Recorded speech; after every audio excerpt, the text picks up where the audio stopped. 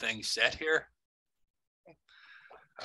First of all, I'd just like to say it's a pleasure to be here and to present this webinar. Перш за все, мені дуже приємно бути тут і представити вам цей вебінар. I have traveled to many places in the world, but I unfortunately have never been to Ukraine. Maybe one day I will get there. Я подорожував світом дуже багато разів, але, на жаль, ще ні разу не був в Україні. Я сподіваюся, в один день мене вийде це. Okay, we could move to the next slide, please. Okay, what we're going to do today is I'm going to give an overview of the new, what's now called NASEM, but I will probably call it NRC because I'm used to that term. Отже, це план на сьогодні. З чого ми почнемо? Ми зробимо актуальний огляд літератури щодо нових норм NASEM, але для мене більш краще називати їх NRC, нові норми NRC. And I'm going to concentrate on, I'm not going to cover every mineral. I want to concentrate on the mineral and vitamins that changed significantly from the 2001 version. Я не буду проходитися по всіх мінералах і вітамінах, я би хотів сфокусуватися лише на тих, де дійсно відбулися якісь зміни порівняно із старими нормами. But I'm also going to present some practical applications on how you can take the new information and actually use it on farms. Також я презентую певні підходи і певні комплектації, які ви теж зможете дуже легко зрозуміти і використовувати на фермі. Okay. In the new book, we're going to concentrate on just the two chapters on minerals and vitamins. Both chapters were extensively revised from 2001. В цій книжці я був співавтором двох таких розділів, двох великих розділів, розділи мінерали та розділи вітаміни. І порівняно з 2001 роком, з книжкою 2001 року, ці розділи ми дуже сильно розширили. And especially in the mineral chapter, there's a lot of information that you will find useful, such as factors that affect absorption of minerals. This is not in the software.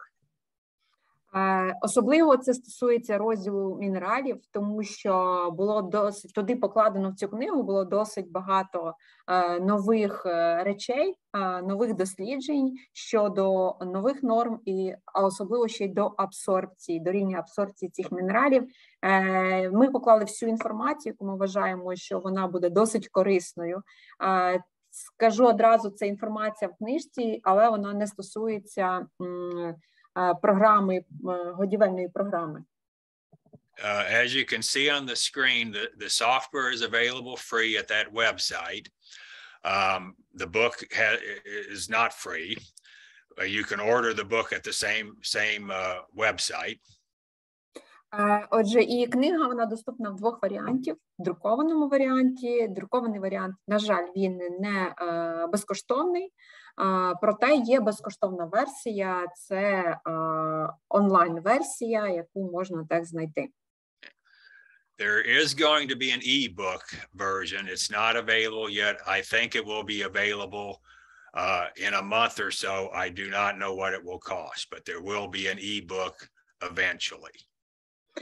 Також є ще один варіант цієї електронної книги, і вона теж має свою ціну, не знаю точно стільки, ось, але я знаю, що її можна дістати.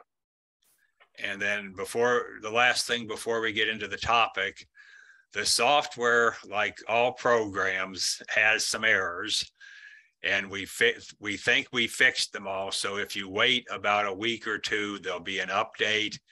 And hopefully all the problems will be fixed in the new download, but it's not posted yet.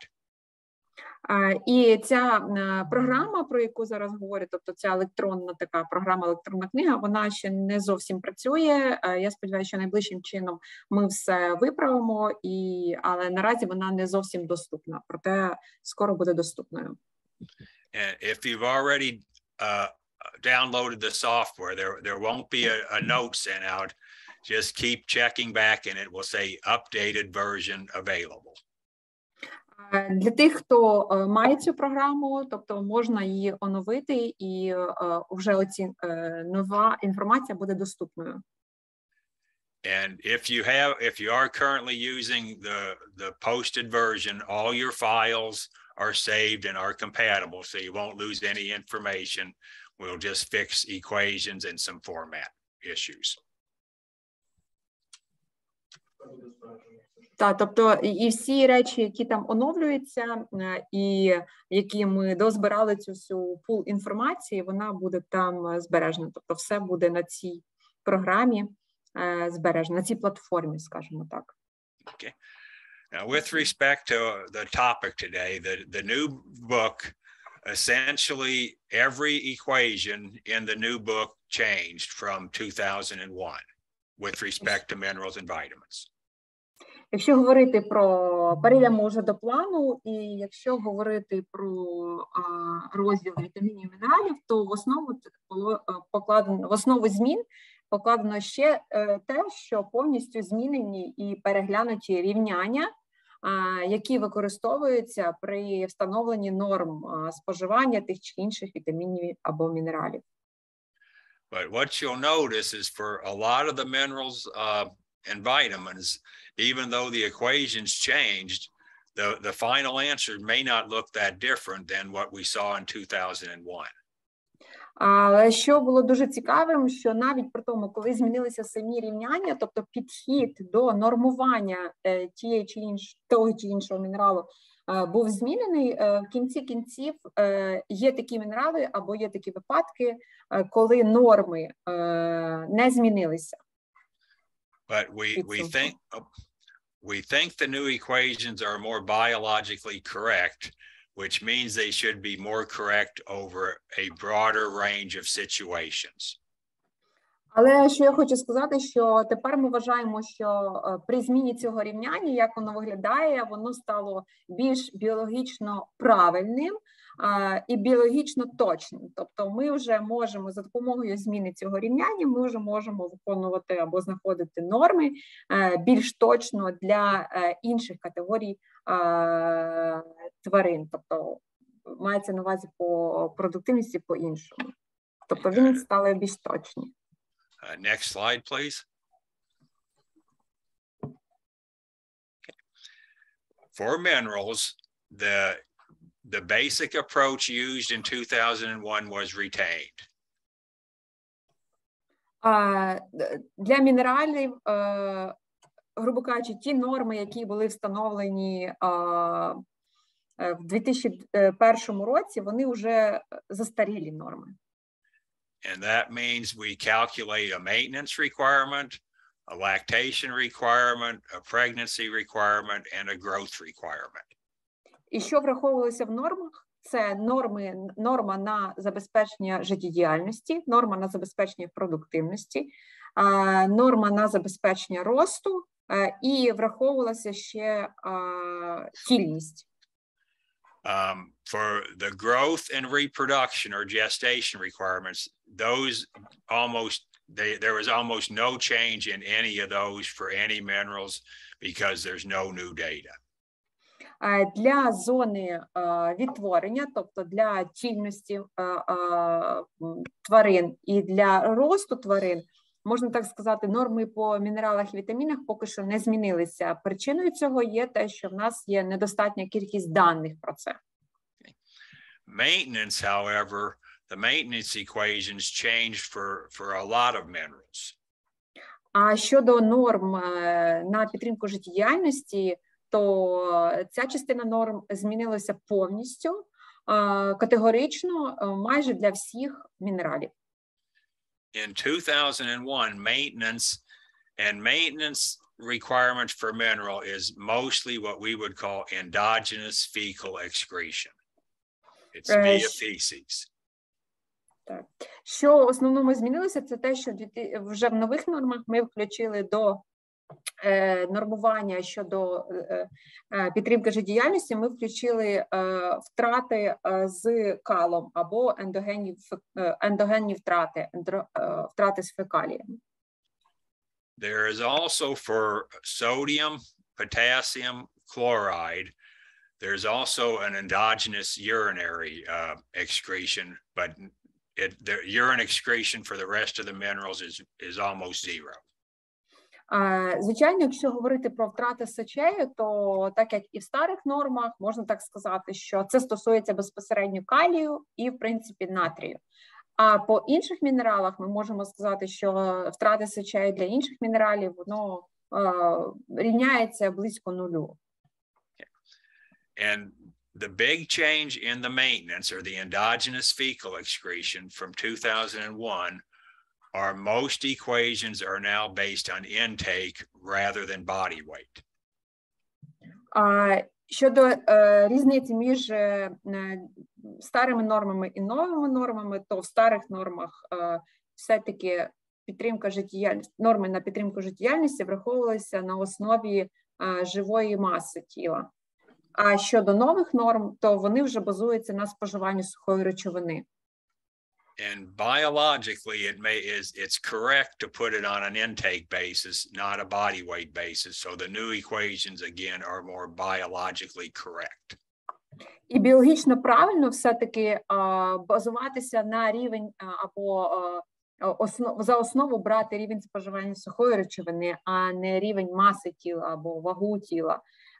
Тобто через те я й кажу, що нові норми, вони більш біологічно точні норми. And the best example of this is you could have a dry cow and a lactating cow. They could weigh the same amount, but the lactating cow will probably eat 2 or 2.5 times more than the dry cow. Дуже класний приклад, коли ми порівнюємо сухосільну корову і дійну корову. Щодо рівня маси тіла, вони можуть мати плюс-мінус однакову вагу. Проте, якщо дивитися на рівень споживання сухої речовини, то звичайно, що дійна корова буде споживати вдвічі більше корму, аніж сухостійна. And endogenous fecal it's the secretions within the digestive system, it's dead cells, etc. And that's clearly more related to intake than body weight. І якщо говорити про втрати із калом або ендогенні втрати, то, в принципі, при збільшенні рівня споживання сухої речовини ці втрати будуть вищими. Тому точність цього рівняння буде краще, коли базуємося на споживанні сухої речовини, аніж на вазі тіла. So again, this should improve our accuracy over a very wide range of dairy cows, going from heifers all the way up to very high producing dairy cows. Іншими словами, можемо сказати, що це більш точніші норми або точніше рівняння визначення цих норм для різних рівнів, для більш широкого спектру тварин. Те саме, що для нетеля або для корів з різною продуктивністю. The other thing, better estimates of endogenous fecal secretion will do is it improves our accuracy on estimating absorption coefficients. Інша річ, яка повинна бути зроблена, це покращення точності визначення або все-таки точність встановлення значення коефіцієнта абсорбції відповідного мінералу. And for some minerals, especially the two best examples are magnesium and manganese. These more accurate absorption coefficients greatly improved our estimates. І найкращими прикладами цього рішення є магній і є марганець, тому що зміни коефіцієнта абсорбції порівняно в нових нормах, порівняно з старими, досить змінилися, і вони тепер стали точними, і рівень згодовування або рівень нормування цих мінералів, вже, можна так сказати, стали більш точними. Okay, next slide, please. The other requirement that changed a lot for some minerals was the lactation requirement. Сильні зміни відбулися у нормах саме для дійних корів. And the lactation requirement is nothing more than the kilograms of milk times the concentration of mineral in the milk. Щодо того, як все-таки вони змінилися, то за базу також бралися і концентрація певних мінералів у літрі молока, тобто концентрація мінералів у молоці. And the 5 minerals shown on this slide are the ones that changed substantially from 2001. І ось тут на слайді зображено 5 мінералів, значення яких по нормі досить змінено порівняно із старими нормами 2001 року. Assuming no change in milk yield, the calcium lactation requirement will be 15 to 20% lower than in 2001. А ми зараз говоримо не про рівень молока, а про концентрацію в самому молоці. І дослідження говорять про те, що концентрація кальцію в молоці на 15-20% зменшена, ніж вважалося у 2001 році. So for reasons no one knows, this might be genetics, but the calcium concentration in milk produced today is 15 to 20% lower than calcium in milk produced 30 or 40 years ago. Отже, причиною може бути генетика, звичайно, але факт залишається фактом. Рівень концентрації кальцію в молоці на 15-20% концентрація стала меншою, аніж 30-40 років тому. The magnesium requirement for lactation will be 25% less in the new version compared to 2001. Магнію в молоці стало менше на 25%, порівнюючи норми з 2001 року. This is because in 2001, the lactation requirement was based on the highest concentration of magnesium the committee found. It's the highest number they found in research papers. Тому що рівень магнію, дивлячись на ті дослідження або на той збір інформації, який був у 2001 році, то можна так сказати, вони посилалися на найвищий рівень магнію, які були знайдені в цих дослідженнях. То це, грубо кажучи, такий порівняний фактор. But in 2021, we decided everything is going to be for averages, for the average cow. So we use the average concentration of magnesium in milk, not the highest one. Але в 2021 році ми вирішили все-таки діяти середнім рівнем норми, і ми вирішили слідкувати не за найвищим рівнем магнію, який можна знайти в дослідженнях, і подивитися на його результати, вплив і все інше, а вирішили діяти саме середніми нормами. The lactation requirement for sodium will be about 38% lower in the new version compared to 2001. І повторюся, ми зараз говоримо про концентрацію мінералів в молоці, безпосередньо не в раціонах, не норми споживання, нічого. Ми говоримо зараз про молоко. Тобто і по натрію теж, порівняно з тими дослідженнями, які були на 2001 рік, то зараз рівень натрію в молоці теж знижено на 38%. We think this is because the milk today has much less mastitis than milk produced 50 years ago. And cows with mastitis put more sodium into their milk. І ще я хочу сказати, що причиною цього стало те, що якість молока наразі порівняно з 15 років тому, там більше 15 років тому, стала кращою. Це безпосередньо стосується маститних корів. Тобто в даному випадку рівень маститних корів зменшився, рівень маститів на фермах зменшилося, відповідно, і рівень натрію в молоці зменшився. Це порівнюють з маститами. Chloride requirement for lactation is also lower, also probably because of less mastitis today than 50 years ago. Та сама ситуація із хлором, концентрація його нижча, і дослідники вважають, що це та сама ситуація, що і з натрієм. Маститів стало менше. The copper requirement drop for lactation dropped 73%. We think this is just because we had much better data than the last committee had. Щодо міді, то рівень міді зменшено на 73%. І причиною цього є те, що наразі, на даний момент, у нас є більше даних, більше досліджень, більше інформації про вміст міді, аніж ми мали раніше на 2001 рік. Then there was two other adjustments for milk yield. One was on iodine. So we now include some, in the iodine requirement now includes iodine in milk. Є ще інші зміни або коригування по нормам, базуючись на дійних корів, на рівень молока, то це стосується йоду. Рівень йоду підвищується, тому що враховуючи, що секреція, кількість йоду з молоком видається більше.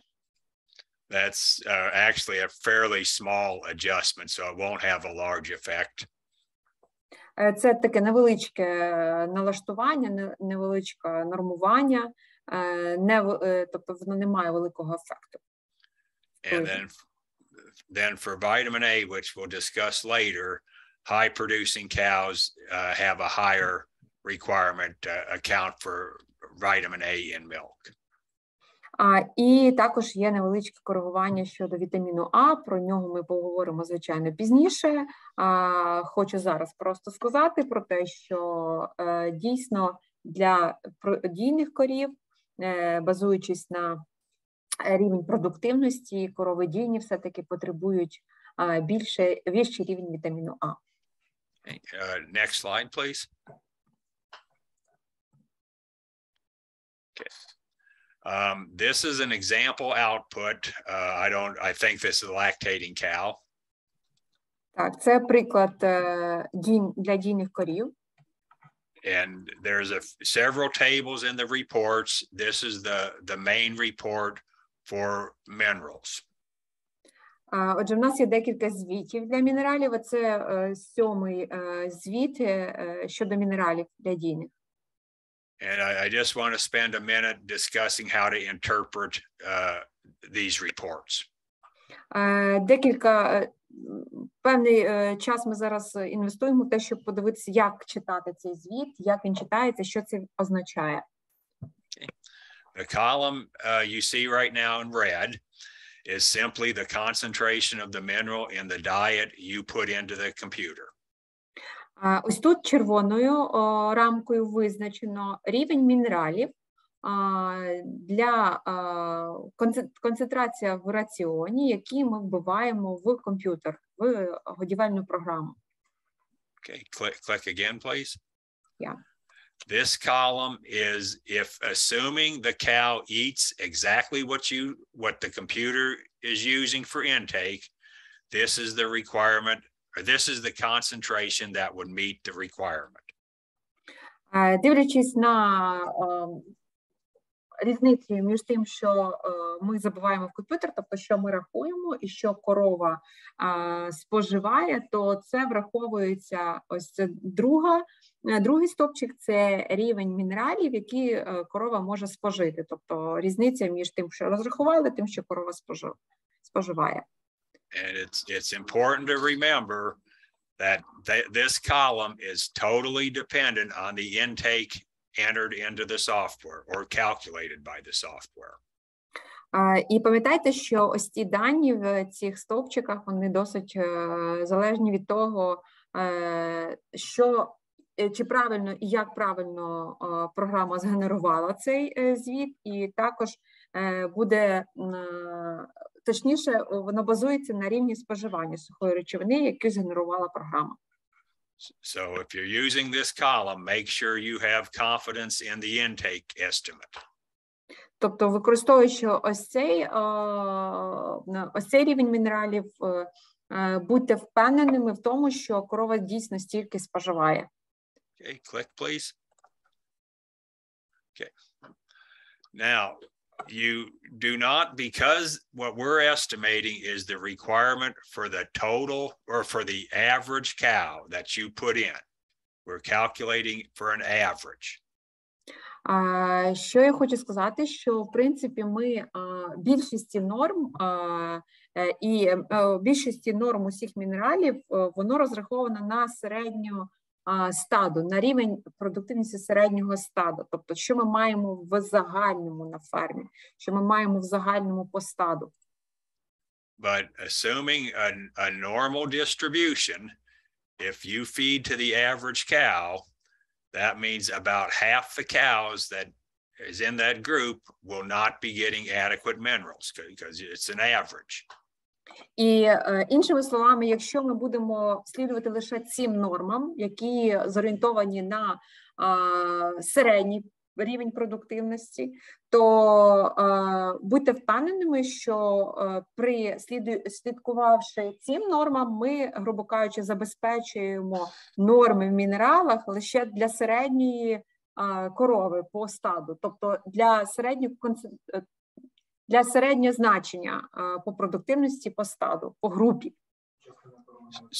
І частина корів, яка є вищою, ніж середній рівень продуктивності, вона недоотримує той чи інший рівень мінералу. Yeah.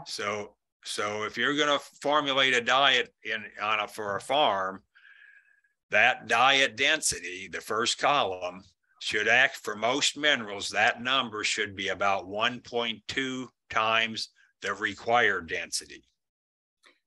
Тому щоб уникнути цього, дивлячись на рівень потреби ферми, рівень потреби групи на цій фермі, ми повинні ось першу колонку, рівень концентрації цих мінералів ми повинні збільшити на 20%. Тобто цей рівень ми повинні збільшити, помножити на 1,2 для того, щоб збільшити на 20%. So if you look at calcium as an example, the requirement is 0.62. 0.62 times 1.2 is 0.74. Якщо дивитися по прикладу, пройтися по кальцію, то ось у нас рівень норм, як ми повинні забезпечити, 0,62. Коли ми помножимо його на 1,2, то в нас what is the level should be when we multiply to 1.2? It would be 0.74 for calcium in this example. 0,74 для кальцію у цьому прикладі. Yeah. So if I was taking this to a farm, in that first column, I would like calcium to be around 0.74 to make sure all cows were getting enough calcium. І якщо в мене є ціль забезпечити належний рівень кальцію для свого стада, і я базуюся на цих нормах, то згідно цих норм в раціоні все-таки в мене буде 0,74 грама відсотка кальцію. I use that 1.2 factor for all minerals except phosphorus, sulfur, selenium, and iodine. І я використовую цей фактор, безпечний фактор або фактор ризику, тобто додаю цих 20% для усіх мінералів, окрім фосфору, сірки, селену, фосфор, selenium, sulfur, and another one? Iodine. І до йоду. Okay. So for phosphorus, I don't think you need to add extra. We have so much very good data. This diet with 0.31 is probably enough. Щодо фосфору, то взагалі я не вважаю, що додаткове забезпечення фосфором нам потрібне. Тому що, так як говориться, велика кількість досліджень, що 0,3 достатня кількість для фосфору в раціоні. For sulfur, if it's the bottom row, sulfur has lots of toxic issues. So I don't feed any extra. I try to stay very close to 0.2%. Щодо сульфуру, до сірки взагалі інший підхід, тому що сірка є, вона більш токсична, такий із токсичних мінералів, тому для мене достатньо 0,2 у раціоні. selenium in the US, this is regulated, so we can't feed any extra. We have to feed 0.3 milligrams per kilogram. Щодо селену, взагалі цей мінерал нормується урядом, тому, відповідно, в Америці ми не маємо можливості додати більше, аніж 0,3 мг на кілограм. I don't know what your feed regulations are. If it's not regulated, I would still feed about 0.3 milligrams per kilogram for lactating cows. Я не знаю, яка саме ситуація з регулюванням цього мінералу в вашій країні, а навіть у тій ситуації, якщо навіть рівень цього мінерала не регулюється урядом, все рівно я би згодовував 0,3 мг на кілограм сухої речовини. However, again, if your regulations allow it, for a dry cow, I would feed about twice as much, or 0.6 milligrams per kilogram of diet dry matter. Щодо сухостійних корів, то цю норму я би подвоїв і вже згодовував 0,6 мг на кілограм сухої речовини. Тобто концентрація там вже буде більшою. And for iodine, I'd feed pretty close to the requirement because we're concerned about excess iodine in milk and human health. Щодо йоду, то я би точно йшов за рівнем норм, скільки пропонують норми, адже це базується і на рівню йоду, який йде з молоком, і також це стосується здоров'я людей. Okay, click again. Okay, this column is the absorption coefficient for the whole diet. Ця колонка, вона відображає коефіцієнт абсорбції повноцінного раціону. And again, as an example, we are estimating that 41% of the dietary calcium in this diet is being absorbed. Іншими словами, вона пояснює те, що 41% із загального раціону кальцію буде засвоєно. Under sulfur there, you see an Na or not applicable. For some minerals, we don't use absorption coefficients, and then we show a Na. Для деяких мінералів ми не використовуємо значення коефіцієнту абсорбції. В такому випадку ми позначаємо його як Na. В даному випадку ви бачите це для сірки. Okay, next, or click again. Okay, this column is the grams of mineral that must be absorbed to meet the requirement. Ця колонка пояснює той рівень, на якому мінерал повинен бути адсорбований для того, щоб забезпечити норми, які потребує корова. Okay, click again. This column is how many grams per day of each mineral the cow is eating. But it's important to remember, not absorbed, but this is what she eats. Ця колонка вже наступна, вона пояснює характер, в принципі, рівень мінералу, який повинен бути згодований тварині. Це не рівень, який має бути абсорбований, це просто загальний рівень в раціоні, яку кількість корова повинна спожити. And click again. This is of the 100, for calcium, for example, of the 125 grams she ate today, she is absorbing 51 grams. Наступна ось ця колонка червоною, для прикладу, давайте по кальцію розглянемо. Тобто це означає, скільки корова повинна засвоїти із тієї добової норми, яку вона спожила. Тобто 125 грам на добу вона має адсорбувати, засвоїти 51 грам. And then this last column is what's the most important one, and this just shows you the supply, absorbed supply minus absorbed requirement.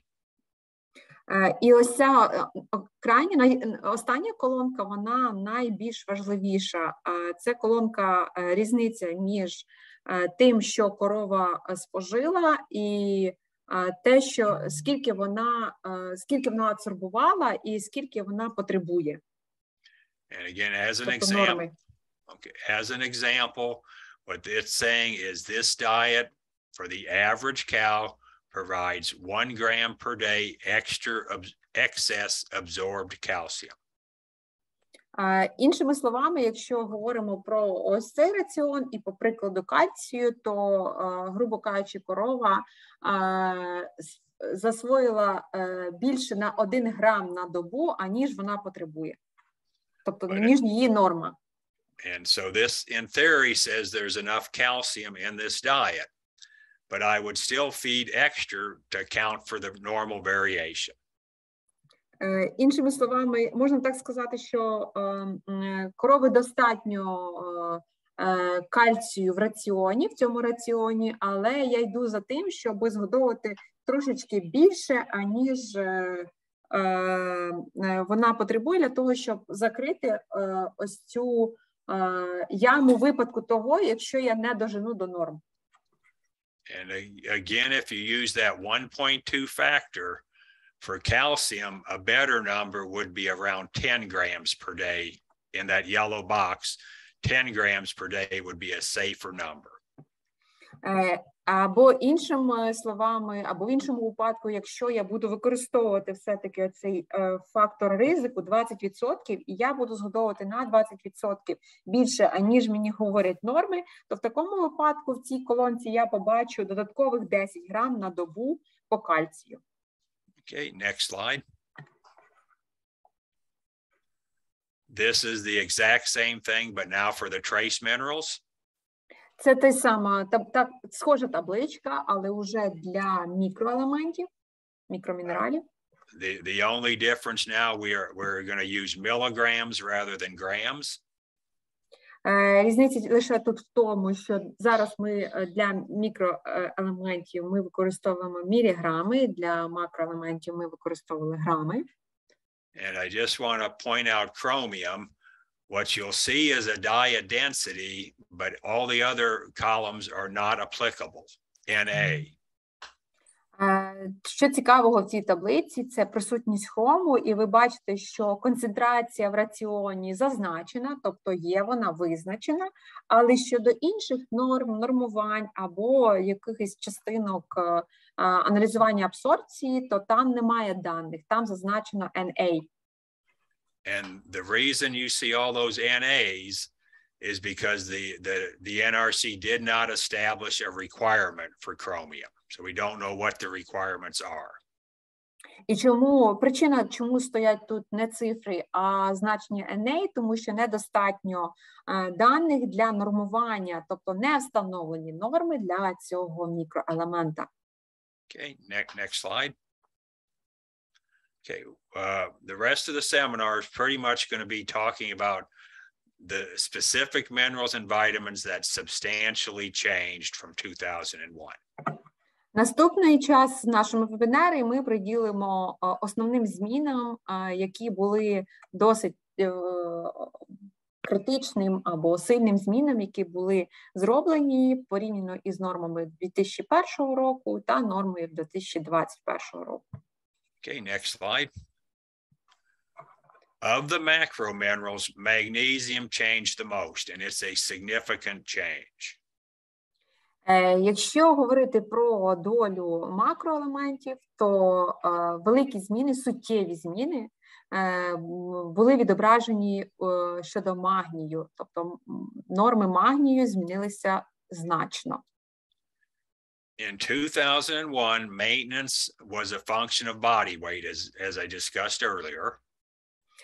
Отже, щодо норм рівняння, визначення норм того чи іншого мінералу, згідно 2001 року, все базувалося на рівні живої ваги, як ми вже зазначили раніше. But in 2021, most of the maintenance is a function of intake, not body weight. А уже в нових нормах, в нормах 2021 року, все базується на рівні споживання сухої речовини, а не на живій вазі тіла. The first term in that equation, that's your endogenous urinary, which is a function of body weight, but that's very small. Перша частина рівняння щодо нормування мінералів, повторюся, вона має в собі ще і втрати, які проходять із фекаліями, тобто із втрати скалом. Ось, і вже ця частина, вона має значення для цього рівняння, але не велике значення, але має. And in the next two lines, you see the new calculations. And so for maintenance, for a dry cow, it's going to be about twice as much. And for an average lactating cow, it's going to be 2.5 times greater than 2001. І якщо базуватися на цих різних двох рівняннях, то уже кінцевими нормами для споживання сухостійних корів і споживання дійних корів збільшилися. Якщо говорити про сухостійних корів, то норма збільшилася вдвічі, а якщо говорити для дійних корів, то вона збільшилася аж в 2,5 рази, ніж в 2001. I made a mistake. For an average lactating cow, maintenance will be 3 times higher, not 2.5 times higher. А я ще зробив невелику помилку. Для дійних корів взагалі норма по споживанню магнію збільшилася в 3 рази, а не в 2,5 рази, тобто ще більше. Now below that you see the change in lactation requirement, which we've already discussed, but the new lactation requirement will be lower than 2001. Якщо говорити лише про рівень продуктивності, то згідно рівня продуктивності, просто дивитися на молоко, то нові норми, вони менші, аніж норми, які були в 2001 році. But if you add up maintenance and for this cow producing 45 kilos of milk, the requirement is about 4 grams per day higher than 2001. Але якщо дивитися на рівень продуктивності нинішніх корів, тобто сучасних корів, вона вища, і відповідно дивитися на середню продуктивність 45 кг молока, то зміни суттєво теж є порівняно із старими нормами, і вони становлять плюс 4,1 грам на добу більше, аніж в 2001 році. And it's important to remember this is absorbed, this is absorbed requirement increased. We're not talking about diet requirement, but absorbed requirement. І зверніть, будь ласка, увагу, що ми зараз говоримо про норми адсорбовані, кількість адсорбованого мінералу, кількість адсорбованого магнію. Ми зараз з вами не говоримо про той рівень магнію, який ми кладемо в раціон. Тобто не концентрація в раціоні, а ми говоримо про рівень магнію, який корова повинна засвоїти, використати своїм тілом. Okay. Next slide. There was also very significant changes in absorption coefficient for magnesium. Для магнію також змінилися значні зміни відбулися і в коефіцієнту абсорбції. And what you'll see in 2001 for basal ingredients, and this is the corn and the alfalfa, etc., it came up 30% of the magnesium in those feeds was absorbed, or 0.3. But 30%.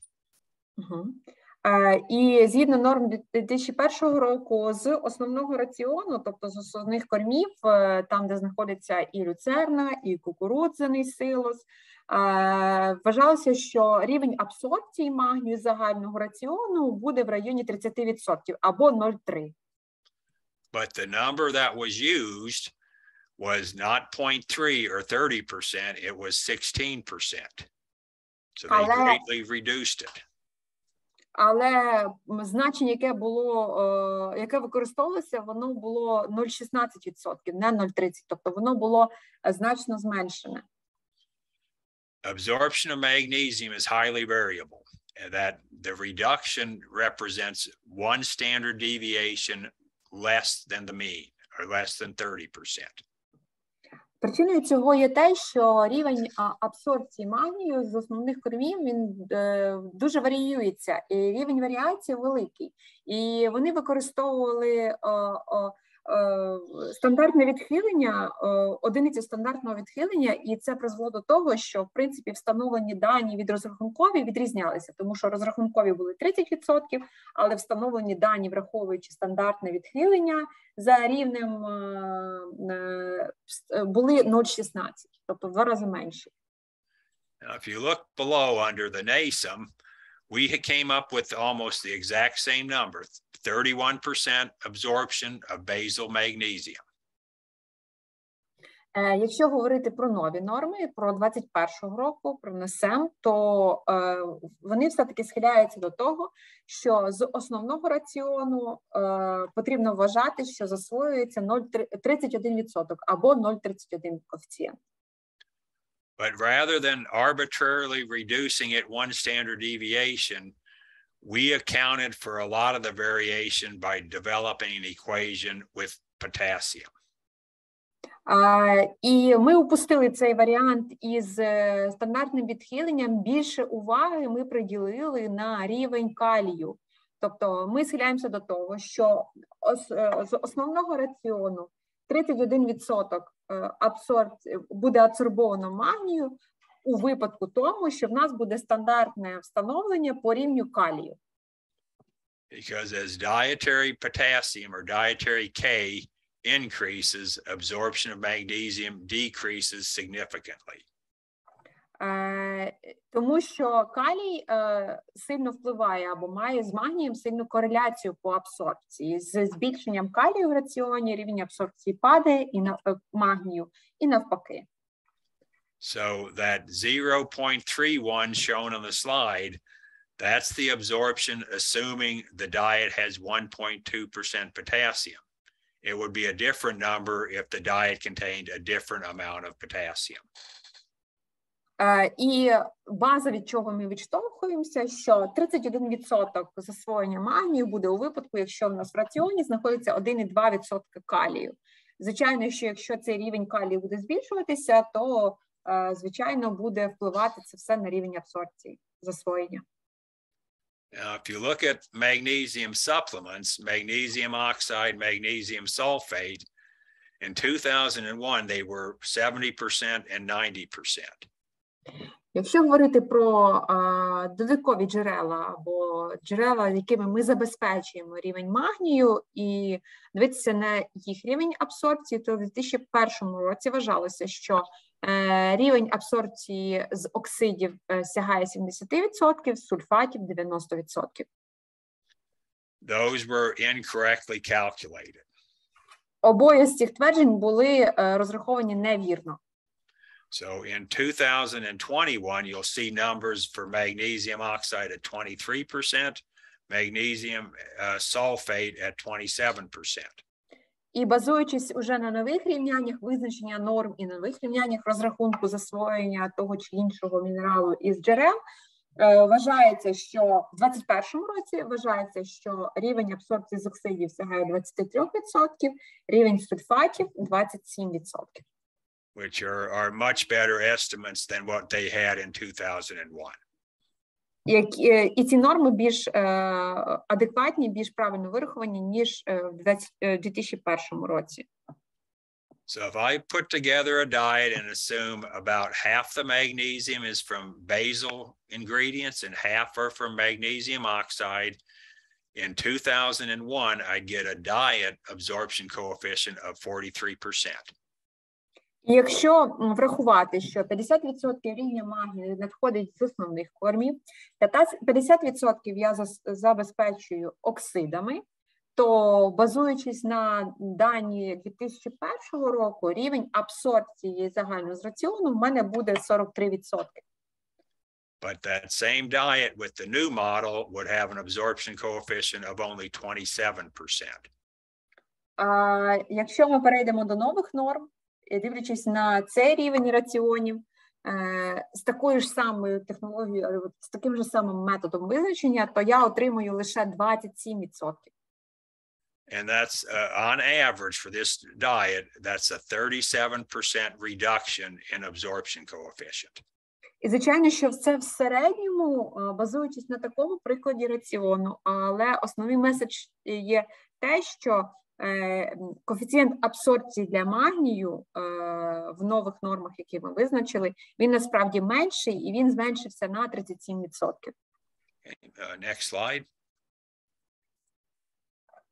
And so when you put the change in absorbed requirement in addition to the change in the absorption coefficients, you can see the new system will about double the dietary requirement for magnesium compared to 2001. І враховуючи норми або фактори коефіцієнта абсорбції з різних джерел, враховуючи фактор коефіцієнта абсорбції з загального раціону, слід визнати, що норми згодовування вони збільшилися у 2 рази. Now, minerals can do other things than just meet the requirements. And one example is high magnesium reduces the risk of hypocalcemia. Є дуже багато факторів, які нам підказують про те, чи досягли ми нормування по тому чи іншому мінералу. Наприклад, по магнію, якщо рівень забезпечення магнієм досить на належному рівні, то ми таким чином попереджуємо гіпокальцемію. And that's not considered in the software. It's discussed in the text. But if I had dry cows, I would probably be feeding 0.3 or 0.35% magnesium, which is significantly higher than the requirement.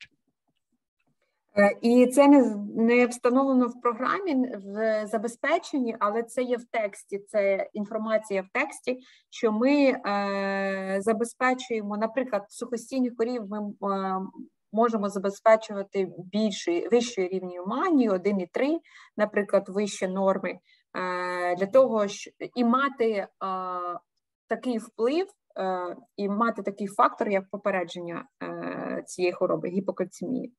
So, and a lot of these responses that are in the text, but they're not in the software. So to get full benefit, you really need to read the text.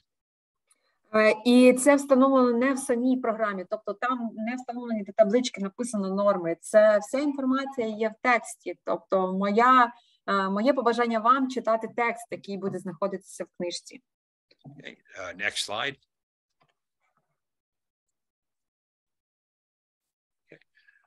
Many things affect magnesium absorption. Дуже багато факторів впливає на абсорбцію магнію. We've talked about K, but the software incorporates the negative effect of K. So that one's considered in the software. Ми говорили вже про калій, і дійсно калій є великим антагоністом, і щодо рівня калію, то воно встановлено в нормах, і точніше, нові норми вже 21-го року, вони базуються на ось цих співвідношеннях калію і магнію. Is monensin legal in Ukraine? Can you feed monensin? Yes, we can feed monensin, but we feed in the boluses okay, type. That's fine. Monensin increases absorption of magnesium if magnesium oxide is fed. Щодо монензину, то монензин стимулює абсорбцію саме з джерела оксидів, з магнію окису. And the increase is about 25%, so it's substantial. І збільшення, і концентрація абсорбції, тобто рівень абсорбції збільшено близько 25%. Тобто рівень абсорбції розширено, збільшено. But if you're feeding magnesium sulfate, which you might do for a dry cow, it actually reduces the absorption of magnesium about 25%. Але якщо ви використовуєте рівень магнію, або магній ви застосовуєте саме сульфатами, особливо це поширено для сухостійних корів, то в такому випадку рівень абсорбції з сульфатів при згодованні монензиму, він зменшується теж десь на рівні 25%. And that's probably because of the sulfur, not because of magnesium sulfate, but because of the sulfur. І це не причина саме в магній сульфаті, а більше причина в солях, тобто в самому сульфорі, в самій сірці. So high sulfur diets can reduce the absorption of magnesium, probably. Тому що в більшості випадків, коли в раціоні є велика кількість сірки, то теж вона негативно впливає на засвоєння магнію. А в такому випадку в нас є сірка з основного, і плюс ще ми використовуємо сульфати, то ці фактори два потрібно враховувати обов'язково. Those effects are not included in the software. The effects of monensin are not included in the software. У програму нормування по магнію не враховано впливи монензиму на засвоєння. And if you're supplementing fat, that can reduce absorption of magnesium. Якщо ми додатково згодовуємо в раціоні жири, то ці жири можуть теж впливати на абсорбцію магнію. And at typical levels of fat supplementation, I would probably increase magnesium 10 or 20% compared to diets without supplemental fat. І в такому випадку, якщо я згодовую жири, тобто додатково у мене є жирова добавка в раціоні, то в такому випадку я би рівень магнію, спожитого магнію збільшував би на 10-20% порівняно з тим раціоном, в якому немає жирів. And again, the software does not make any adjustments if you feed fat. That's not in the software. І знову ж таки, цей фактор, даний фактор щодо жирів, теж не враховані в програмі годівлі, тобто в нормах. Це просто як додатковий фактор, який є в тексті, але не встановлений в самих нормах, там, де позначається, яка кількість магнію нам потрібна. Okay. Next slide. I just want sulfur requirement did not change. It's 0.2% of the diet. Щодо норм по сірці, то можна так сказати, що згідно раціону рівень його не змінився, рівень згодовування не змінився. And this is a mineral where I don't increase it by 1.2 times. I try to stay very close to 0.2%. І я вам нагадаю, що це той мінерал, до якого я не застосовую ось цей фактор ризику, цих 20%. Тобто я ніколи його рівень цього мінерала не стараюся збільшити в раціоні. Because sulfur inhibits absorption of copper, manganese, selenium and zinc. Тому що сірка, вона є великим антагоністом, сильним антагоністом для таких мінералів, як мідь, марганець, селен, також цинк. Also, sulfur decreases the DCAD in diets. Також, go ahead. Sorry, Bill. Також сірка, вона знижує рівень катіонно-аніонного балансу в раціоні. Yeah. For a dry cow, that has benefits, but for a lactating cow, it's negative. It's a negative effect. Для сухостійних корів це має свої переваги, але для дійних корів це має негативний вплив. And none of these effects are discussed or are included in the software. They are discussed in detail in the book. І знову ж таки, у підсумкові дані щодо рівня сірки це не враховано, але дуже багато даних, основних даних все-таки є в книжці, в тексті книжки. Тобто є негативні впливи, все це описано. Okay, next slide. Now, in the new book, we've introduced a term called adequate intake, or AI.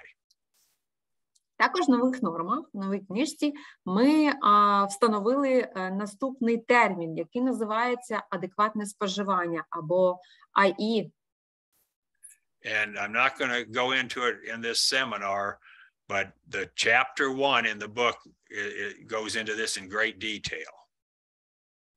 Я не буду багато часу приділяти саме в цьому семінару на термінологію саме цього визначення адекватне споживання, але у розділі в книжці є дуже багато інформації, чому ми так вирішили. But so when you're formulating diets, I treat adequate intakes the same as you would a requirement when you're formulating diets. Коли ви складаєте раціон, коли формулюєте рівень споживання мінералів, то для вас повинно бути наступна річ, що рівень адекватного споживання, яке встановлено дослідниками, воно прирівнюється нормам.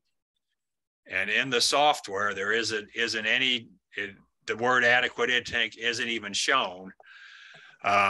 But just realize in the text, if we say adequate intake, it means we have much less data than for the minerals where we have a requirement.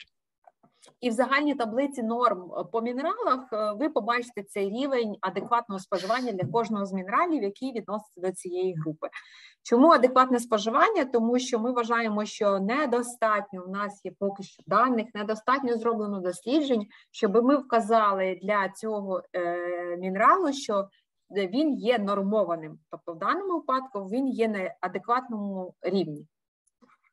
And a lot of people think, well, we have less confidence, so that means I have to feed even more than the 1.2 extra because we don't have confidence in the number. Іншими словами, люди можуть сказати, ми не маємо достатньо даних, ми не можемо, або ми не маємо точної експертизи в тому чи іншому цьому мінералу, який відноситься до адекватного споживання, то в такому випадку ми будемо використовувати безпечний страховий фонд цих 20%. Тобто для кожного з цих мінералів буду докидувати 20%. But because of the way we do research, it's more likely that the adequate intake actually is greater than the true requirement. So I just treat it like the word requirement. Але базуючись на всі дослідження, які були проведені, то що я хочу сказати, що зазвичай адекватний рівень споживання, він дещо вищий, ніж норми, ось, і він є більш обґрунтованим, аніж норми в більшості випадків. Okay, next slide. Okay. Of the trace minerals, copper, the equations changed the most for copper.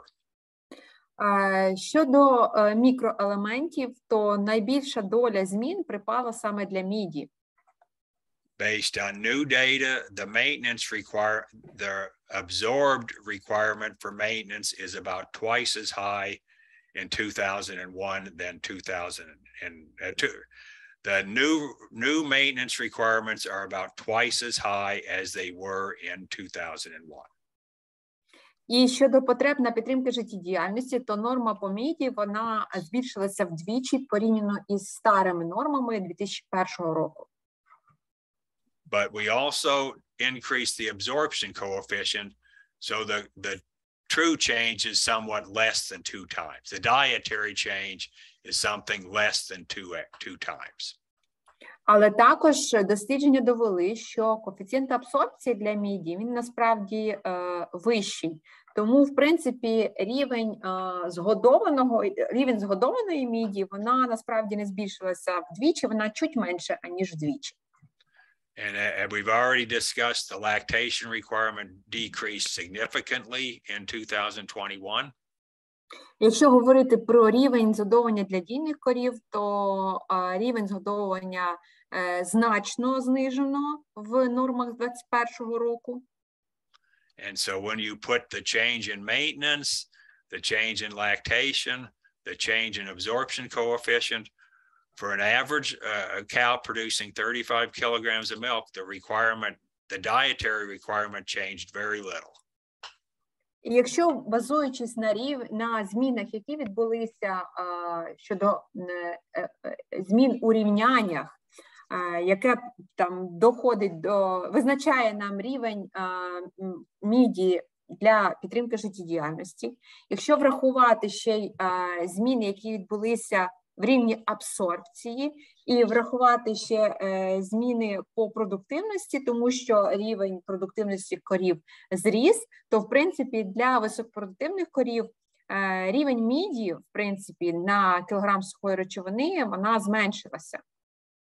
So that means for a typical diet, for an average Holstein cow, that diet would need about 11 milligrams per kilogram to meet the average requirement. І якщо говорити про голштинських корів середньої продуктивності, тобто ми зараз говоримо про середній рівень продуктивності стада, то нам достатньо близько 11 мг міді на кілограм сухої речовини для того, щоб досягти норми по забезпеченню таких корів. But again, you increase that about 20%, so the actual diet should contain around 13 or 14 milligrams per kilogram of copper. This one if back to that 11 there. I would formulate, I want to increase that about 20%. So my actual diet would be around 13 or 14. Of course, yeah. І для міді я теж враховую цей фактор ризику. Відповідно, я рівень споживання або рівень спожитої міді, який потрібно забезпечити, я теж множу на цих 20%, тобто додаю зверху цих 20%.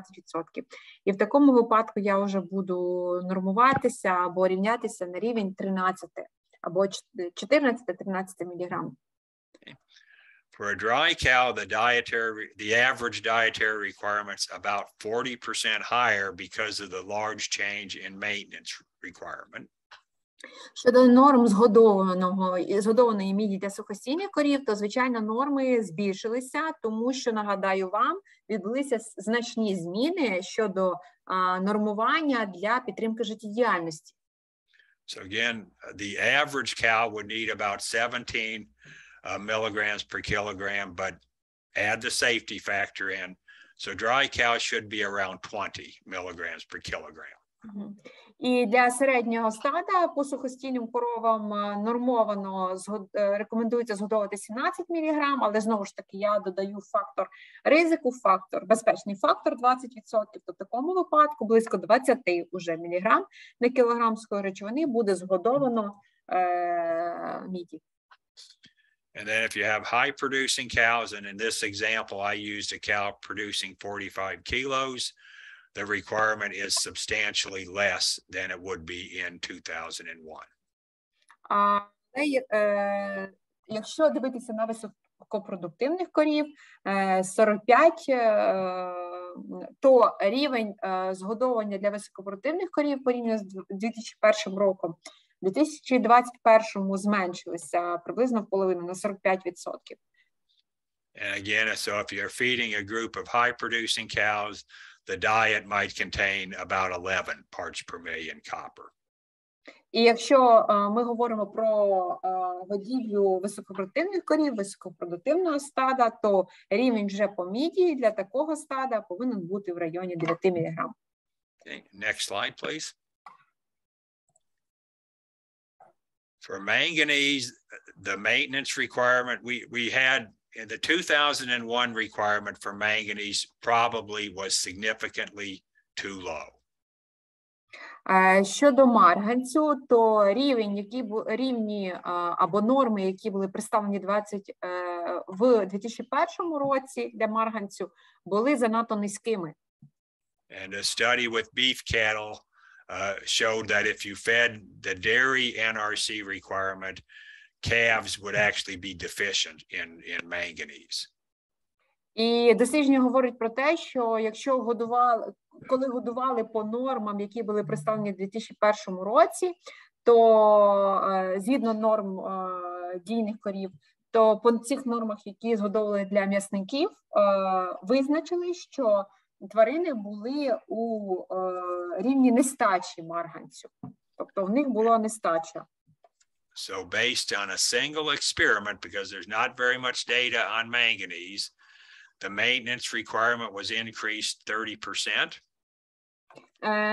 Якщо базуватися на тих дослідженнях, які в нас є, насправді їх не дуже багато, але вони присутні, то рівень потреби на підтримки життєдіяльності зріс на 30%. And then again, based on some limited new data on absorption, the average absorption coefficient for manganese was decreased about 50% from 0.75 down to 0.4%. І знову ж таки, базуючись на ті самі дослідження, але ж повторюсь, що їх незначна кількість. Проте рівень абсорбції для марганцю, він зменшився майже в половину. Іншими словами, із 0,75 коефіцієнта до 0,4 коефіцієнта. So when you put all the changes together, an average lactating cow should be fed to meet requirements about 40 milligrams per kilogram, average dry cow about 30. For lactating 40, yes, and for dry cows 30. Yes. Yes, it my mistake in translation.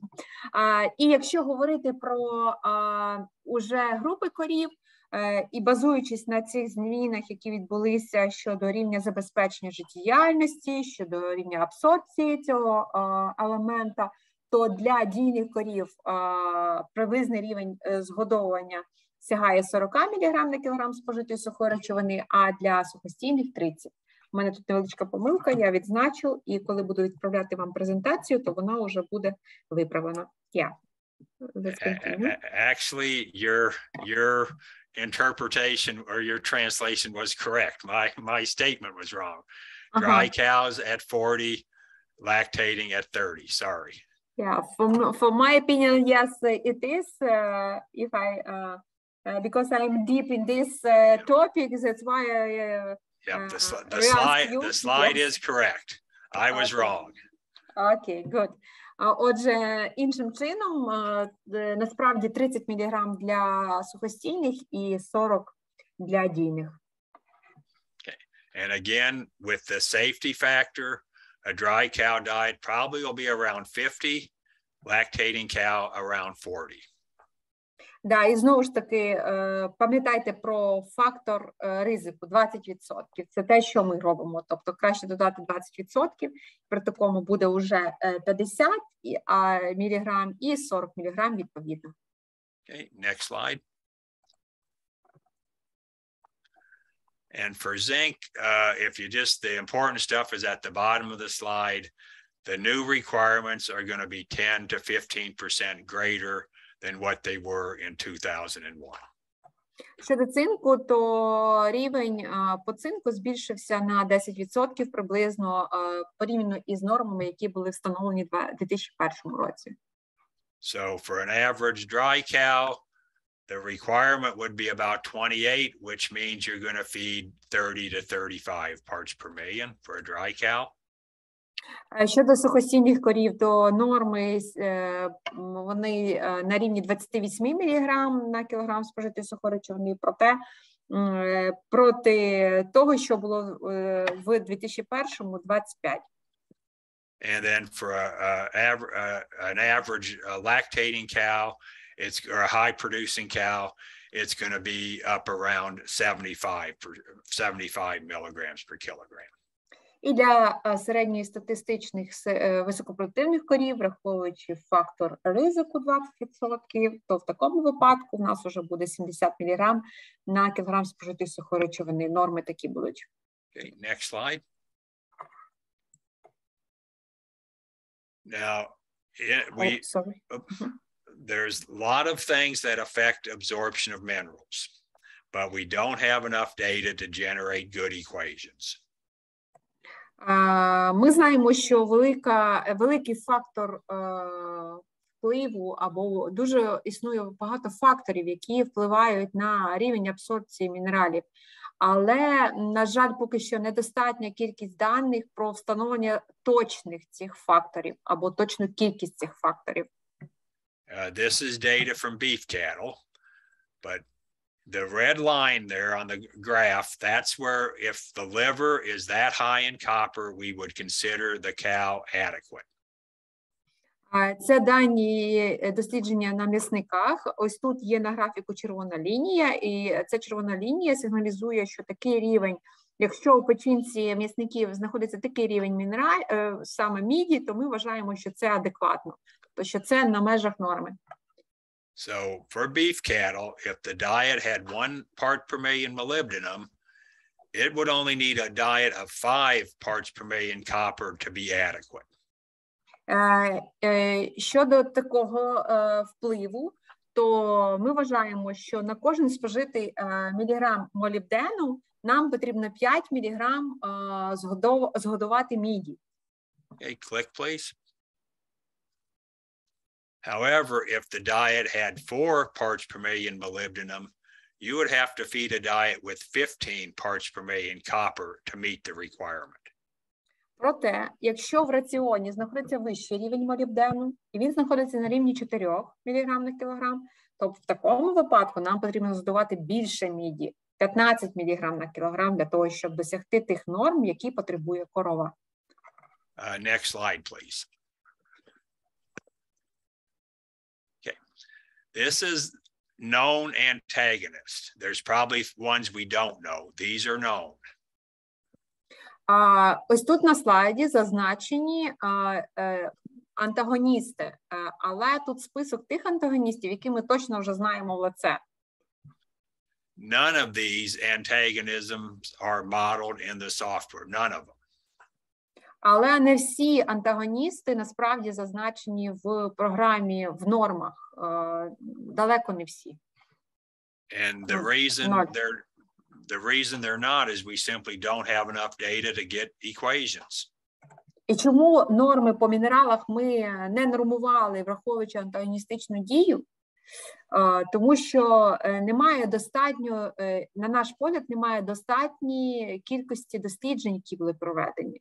Тобто ми знаємо, що є ці відповідні антагоністичні дії між мінералами, але норми ми по них відцифрувати або віднормувати не можемо, тому що рівень досліджень є невелика кількість лише досліджень. So what you'll notice is sulfur antagonizes everything on this graph. So if your basal diet is high sulfur, you're probably going to have to feed more than what NRC is saying. Але з точки зору годівельника ви всі повинні знати і повинні відчувати це. І дивлячись на те, що, наприклад, як по прикладі сірки, якщо в нас велика кількість сірки у раціоні, то ми повинні задавати більше мінералів, аніж пропонує нам норма NRC. And then these other ones in red can happen in certain situations. For example, if cows are grazing, they could eat soil. You'll probably need more copper under a grazing situation. І по прикладу червоному виділено, по прикладу, якщо в нас корови знаходяться на пасовищі, і основна маса корму, який вони споживають, це пасовищний корм, в такому випадку вони зготовують дуже багато піску, золи, то в такому випадку нам потрібно нормувати мідь по вищому рівню, щоб врахувати цей фактор. Okay. And even though the software doesn't include any adjustments, there are suggestions in the text on possible adjustments. І знову ж таки, норми не адаптовані під вплив, антагоністичний вплив. В тексті книги, в тексті нових норм 2021 року встановлені і прописані певні рекомендації щодо цього, щодо дії антагоністів. So again, to get full benefit of the software, you really need to read the book. Навіть використовуючи усі переваги програми, яка прорахована щодо норм, специфіки, адсорбції і всього іншого, все рівно вам прийдеться читати книжку, щоб зрозуміти речі більш детально. Okay, next slide. So we need a book. You do it, and yeah. I don't get paid extra if I sell books. So. Okay. Next slide, yeah. Okay. We're going to switch to vitamins. This is the report for the vitamins. Отже, ми з вами перейшли на розділ вітамінів. Це звіт по вітамінах. It's very similar to the mineral one, but we do not estimate absorption. Дуже схоже до те, що ми з вами розглядали по мінералах. Тут враховано також і абсорбцію. And the other thing with vitamin A, D, and E, we are assuming this is for supplemental vitamins, not vitamins in the basal diet. And we don't pay attention at absorption level, yes? Just we don't assume any absorption. What you'll want is the second column, but the data in this table is just supplemental. In other words, if the diet has vitamin E, if the corn has vitamin E, that's not counted. It's only supplemental vitamin E. Отже, тут не враховано рівень абсорбції, тут враховано лише той рівень вітаміну, який ми забезпечуємо з основного мінералу. Мається на увазі, що якщо кукурудзяний силос в раціоні має такий-то рівень вітаміну А, то ми його позначаємо як спожитий, але ми зараз говоримо лише про рівень спожитих вітамінів. Sorry, I had to get my cat was bothering me. So, okay. So again, the column of interest is the last column, which is the balance, the supply minus required. І знову ж таки, найкраща колонка в цьому звіті – це колонка того, що ми забезпечили, і того, що потребує корова, тобто остання колонка. Can you click once, please? Yeah. Okay. So I come back. Okay. Just like minerals, you actually want to feed above requirement to handle normal variation. І те саме, що і з мінералами, у нас щодо норм по вітамінах є норми або межі варіації, межі різниці.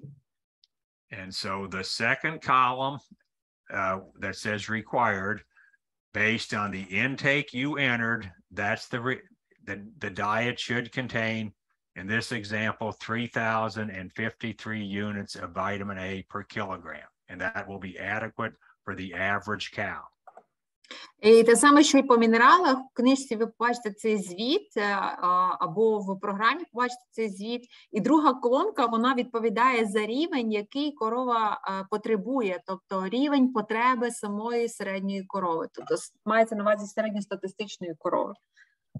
And again, for A, D, and E, I'd feed 10 to 20% above what the NRC recommends.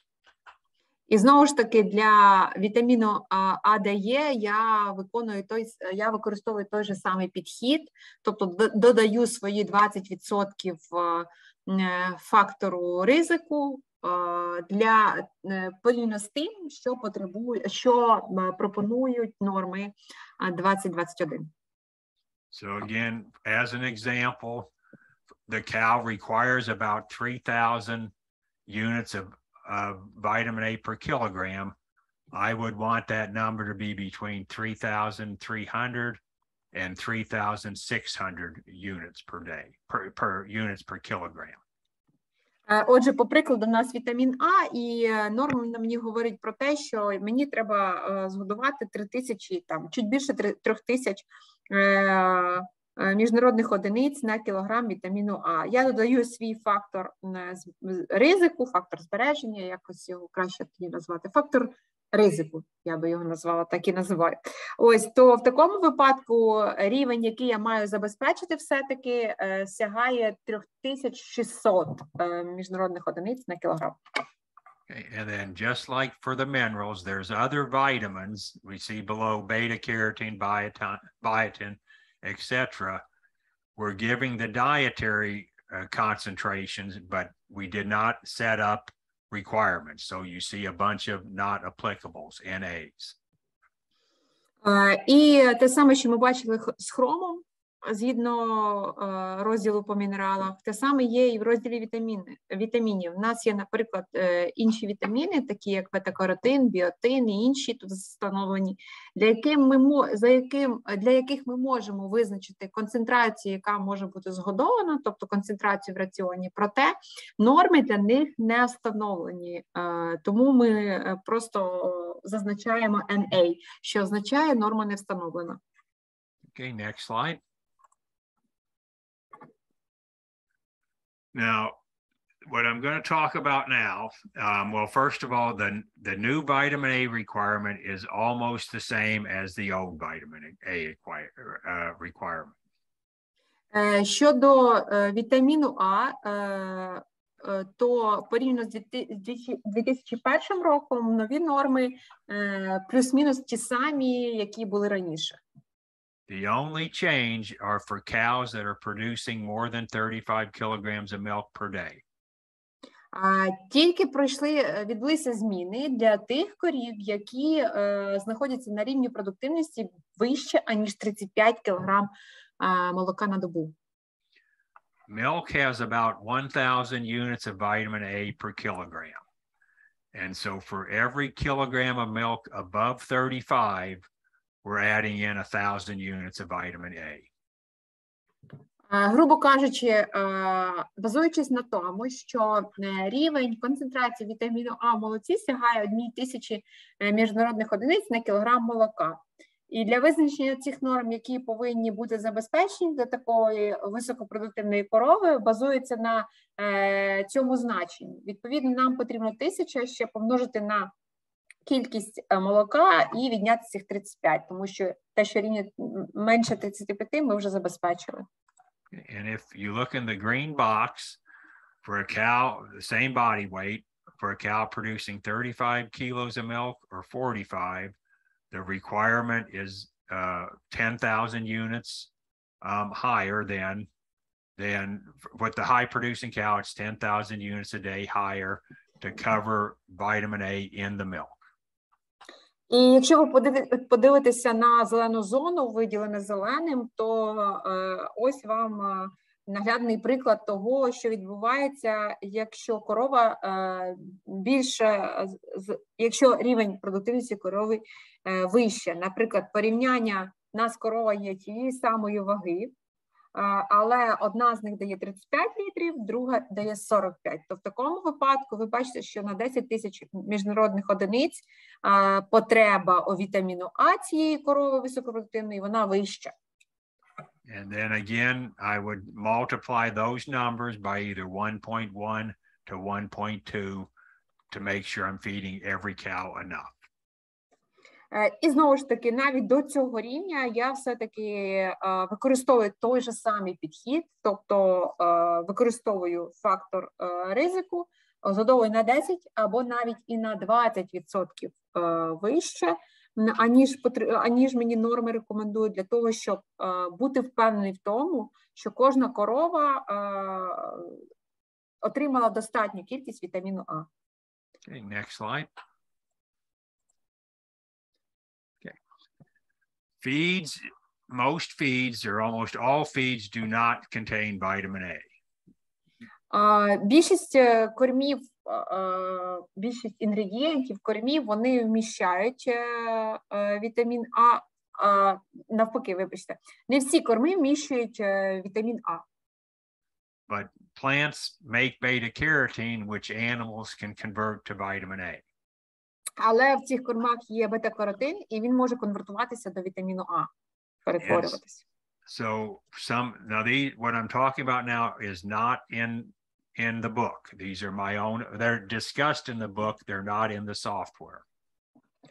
І знову ж таки, ця інформація, вона описана в книжці, але вона не зазначена в програмі, в нормах.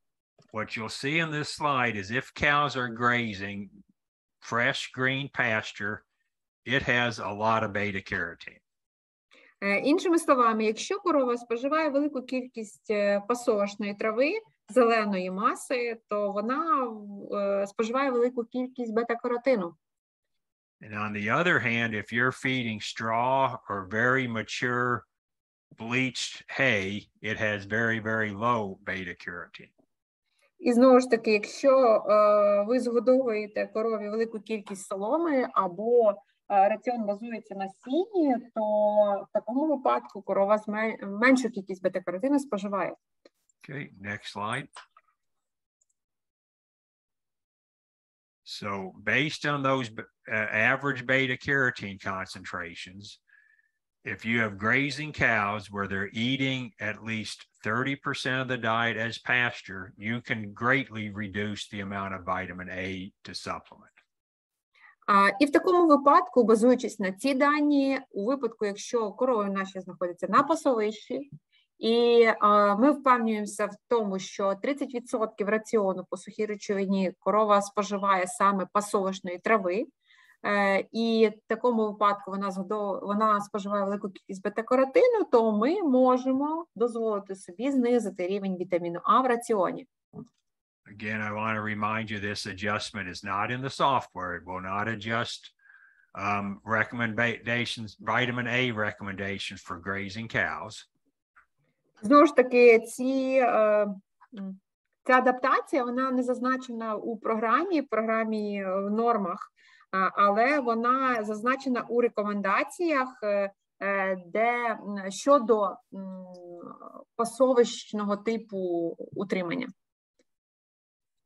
So even though cows can probably meet their grazing cows can probably meet their vitamin A requirement from pasture, I would still supplement some because there's some uncertainty.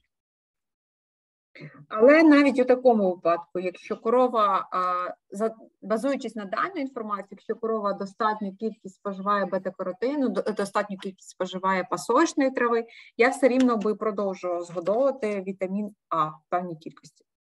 But again, if you're formulating diets for grazing herds, I think you can safely cut the vitamin A in half or maybe 3/4 compared to what NRC says, but I still would feed some supplemental vitamin A. І, звичайно, при пасовищному типі годівлі я дозволив би собі зменшити рівень забезпечення вітаміном А, але, грубо кажучи, в половину або третю частину я би дозволив собі зменшити. Проте продовжував би годувати вітаміном А додатково. Now, on the other hand, and this is more applicable to dry cows, if you're feeding very mature, bleached forages, you probably need to increase supplemental vitamin A. І той самий підхід, він і підходить нам і для сухостійних корів, тому що у випадку сухостою, якщо ми згодовуємо низькоякісну об'ємистий корм, низький за якістю, то в такому випадку рівень вітаміну А нам треба збільшити в раціоні. So in the US, if for dry cows, a common practice is to feed straw. Normal inclusion rates around 4 kilograms a day of the straw for dry cows. Щодо США, то в них дуже поширена практика використання саме раціонів для сухостою, які базуються на соломі. І рівень споживання цієї соломи сягає там близько 4 кг навіть для сухостою. And because straw has almost no beta carotene, you have to replace that. And you should probably increase supplemental vitamin A about 20,000 units if you're feeding around 4 kilos of straw. І за причини того, що солома дуже бідна, або рівень бета-каротину та взагалі нульовий, то в такому випадку, якщо ми згодовуємо при близько 4 кг соломи на голову на добу, нам треба забезпечувати більше 20 тисяч міжнародних одиниць вітаміну А. And again, that's not in the software. That's my recommendation. І знову ж таки, це насправді не встановлено в програмі, не відмічено в програмі, не рахується як норма. Це моя особиста рекомендація. And this recommendation weights you put in the book, yes, like a recommendation for. There'll be some discussion. This number is not in the book. This is my own calculation.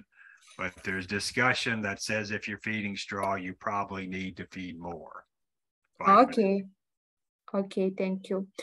Отже, так, згідно тих рекомендацій і зазначені в книжці, то там є визначення про те, що якщо ви згодовуєте велику кількість соломи, то ви повинні згодовувати більше вітаміну А.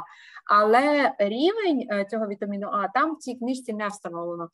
Щодо рівня 20 тисяч міжнародних одиниць, це вже моя особиста рекомендація. Next slide, please. Vitamin A is the one vitamin that can be substantially destroyed in the rumen. Вітамін А – це один із вітамінів, який може руйнуватися в рубці. And the more starch you feed, which is causing lower rumen pH, the greater the vitamin A destruction increases. І у випадку, якщо ми згодовуємо велику кількість крохмалю, або крохмалю, і в такому випадку у нас рівень pH рубця знижений, тобто ми на нижніх рівнях pH, то при такому випадку рівень руйнування вітаміну А, він збільшується. And so we assumed when we developed these adequate intakes for vitamin A, we assumed a diet with about 50% forage, 50% concentrate, which is about a 25% starch diet. І щодо норм, то вони базуються на таких умовах, що в раціоні знаходиться 50% фуражу, 50% концентратів, і рівень крохмалю знаходиться на рівні 25%.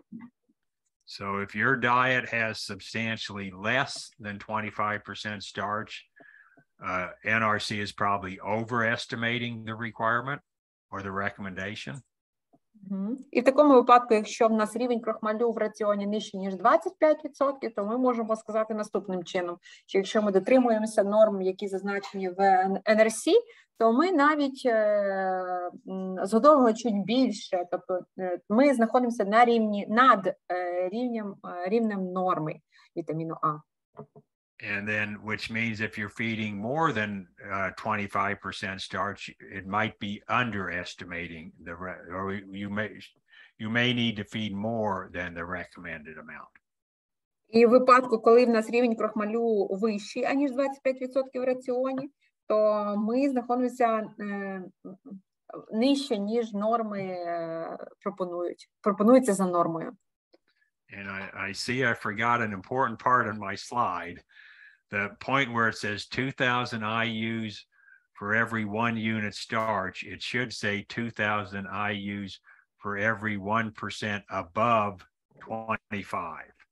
І найважливіша частина цього меседжу є те, що на кожний відсоток одиниці згодованого крохмалю нам потрібно 2000 міжнародних одиниць вітаміну А. Це основна кореляція, про яку я чуть не забув. So if I had a diet with 30% starch, I would probably feed around 10,000 units more than what the model would estimate. І, по прикладу, якщо в нас 30% крохмалю в раціоні, то я повинен згодувати на 10 тисяч міжнародних одиниць більше вітаміну А, ніж це встановлено за нормою. Okay, next slide. Yeah. Okay, on vitamin D. One thing I don't know if feeding vitamin D is very common in Ukraine, but or if vitamin D2 is common. If you are supplementing D2, the numbers in the book are probably 50% too low. Я не знаю точно, чи в Україні наскільки поширено згодовування вітаміна D2. В більшості випадків все-таки згодовують форму D3, то в випадку, якщо ми рівень вітаміну D хочемо забезпечити D2 формою, то вона тільки дорівнює 50% від норми, яку можна забезпечити вітаміну D3. Okay, so the numbers in the book assume D3, not D2, which D3 is by far the most common type of vitamin D.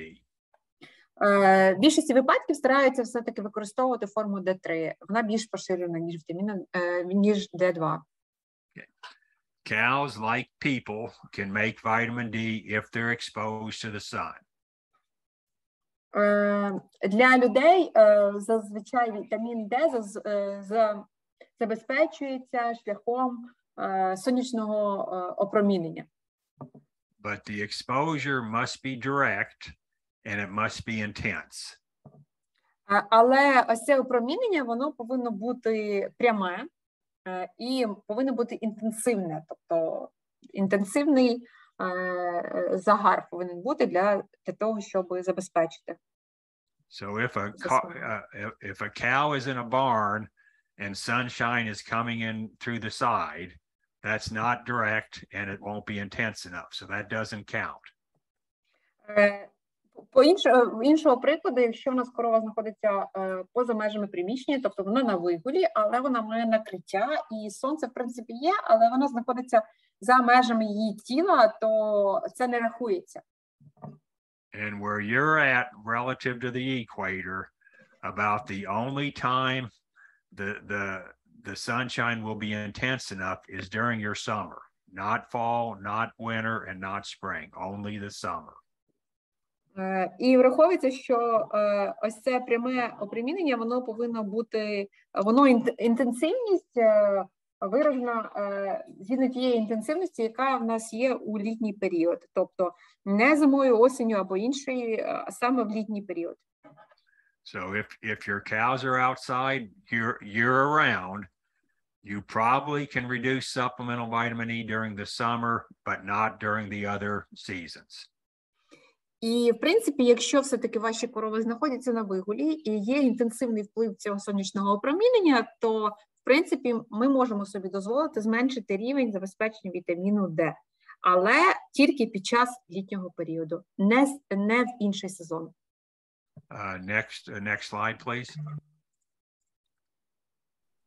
Okay. This is a study done in Denmark during the summer, so intense sunshine. Отже, це дослідження було проведено в Данії протягом літа, і були визначено період сонячного опромінення. Okay. And they put these cows out for various lengths of time and measured the change in plasma 25-hydroxyvitamin D. Дослідження базувалося на тому, що на певний період часу вони утримували корів під сонцем, і потім визначали рівень 25-гідроксивітаміну Д саме в сироватці крові. And it's important to remember this is the minutes here are the minutes with sun. So if it was cloudy, those minutes don't count. It's just the minutes where the sun was shining on the cow. І пам'ятайте, що тут зазначені хвилини, але це мається на увазі хвилини прямого опромінення від сонця повністю на тіло корови. Тобто у випадку тому, якщо корова знаходилася на свіжому повітрі, але в цей час було хмарно, що, в принципі, дуже розповсюджено в Данії, то це не рахується. And what you'll see, if the time they were outside was less than 75 minutes per day, cows lost vitamin D status.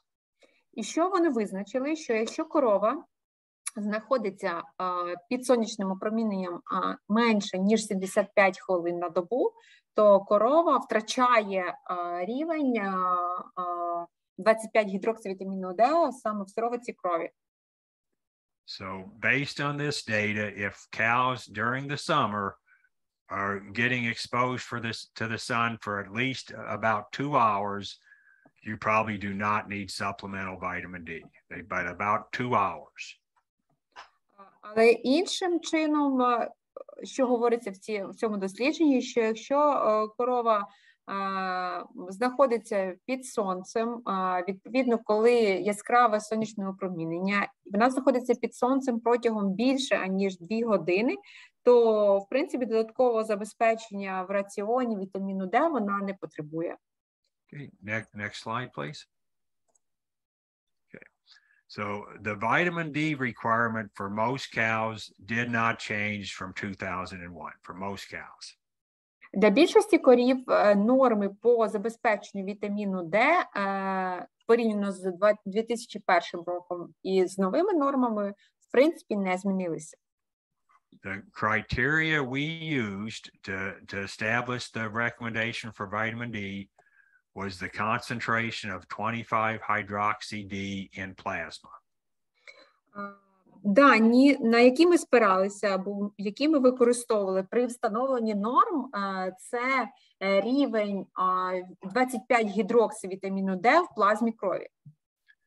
And based on very limited data, the threshold we set was 30 nanograms per milliliter. І базуючись на дослідження, то норма, яка повинна бути у плазмі крові корови, це більше ніж 30 нанограм на мілілітр.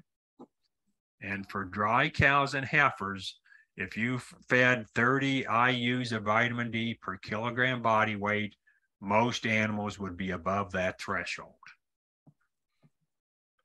І для нетелей і для сухостійних корів, якщо ми будемо підтримувати вітамін на рівні 30 міжнародних одиниць на кілограм маси тіла, тобто рівень засвоєння буде вітаміну Д в цьому рівні, то, в принципі, вони будуть досягати цього показника в сироватці крові.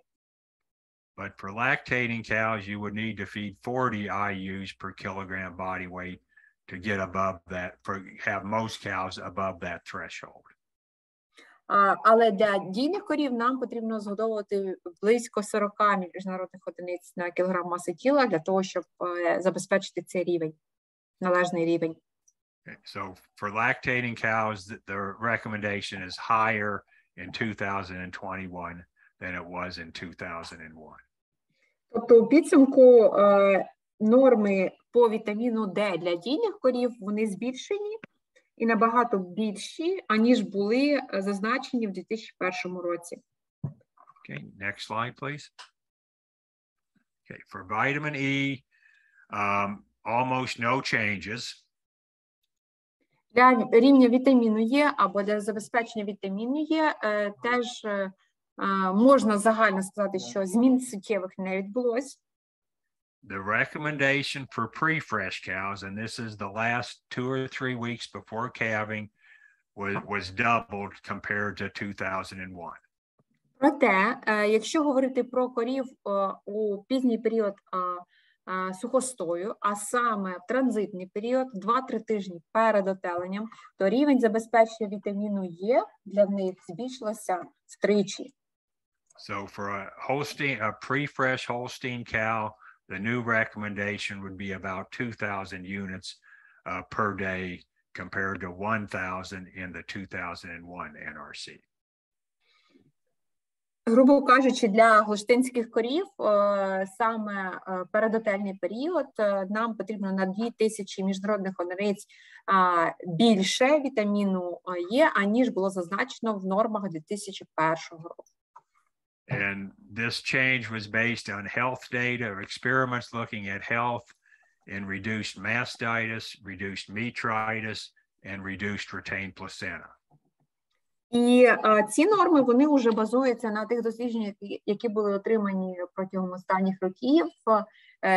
І дослідження базувалися на вплив вітаміну Е, на рівень впливу вітаміну Е, на метрити, мастити, затримки плаценти, тобто всі проблеми, які виникали вже в новотільний період. Next slide.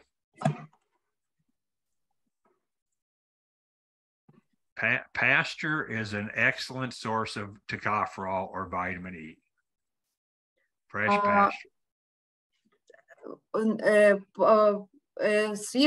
Свіжа маса, тобто свіжозелена маса – найкраще джерело вітаміну Е. And you'll see the graph on the left is plasma concentrations around calving for cows grazing, consuming a lot of fresh pasture. І ось тут графік зліва, те, що ви бачите, позначує рівень токоферолу у крові в корів, які були повністю на пастбищі. Тобто вони використовували для свого раціону, була використана пасовична трава. And then the graph on the right is with cows fed confinement, but very high levels of supplemental vitamin E, 2,500 units per day of supplemental vitamin E. А зправа в нас графік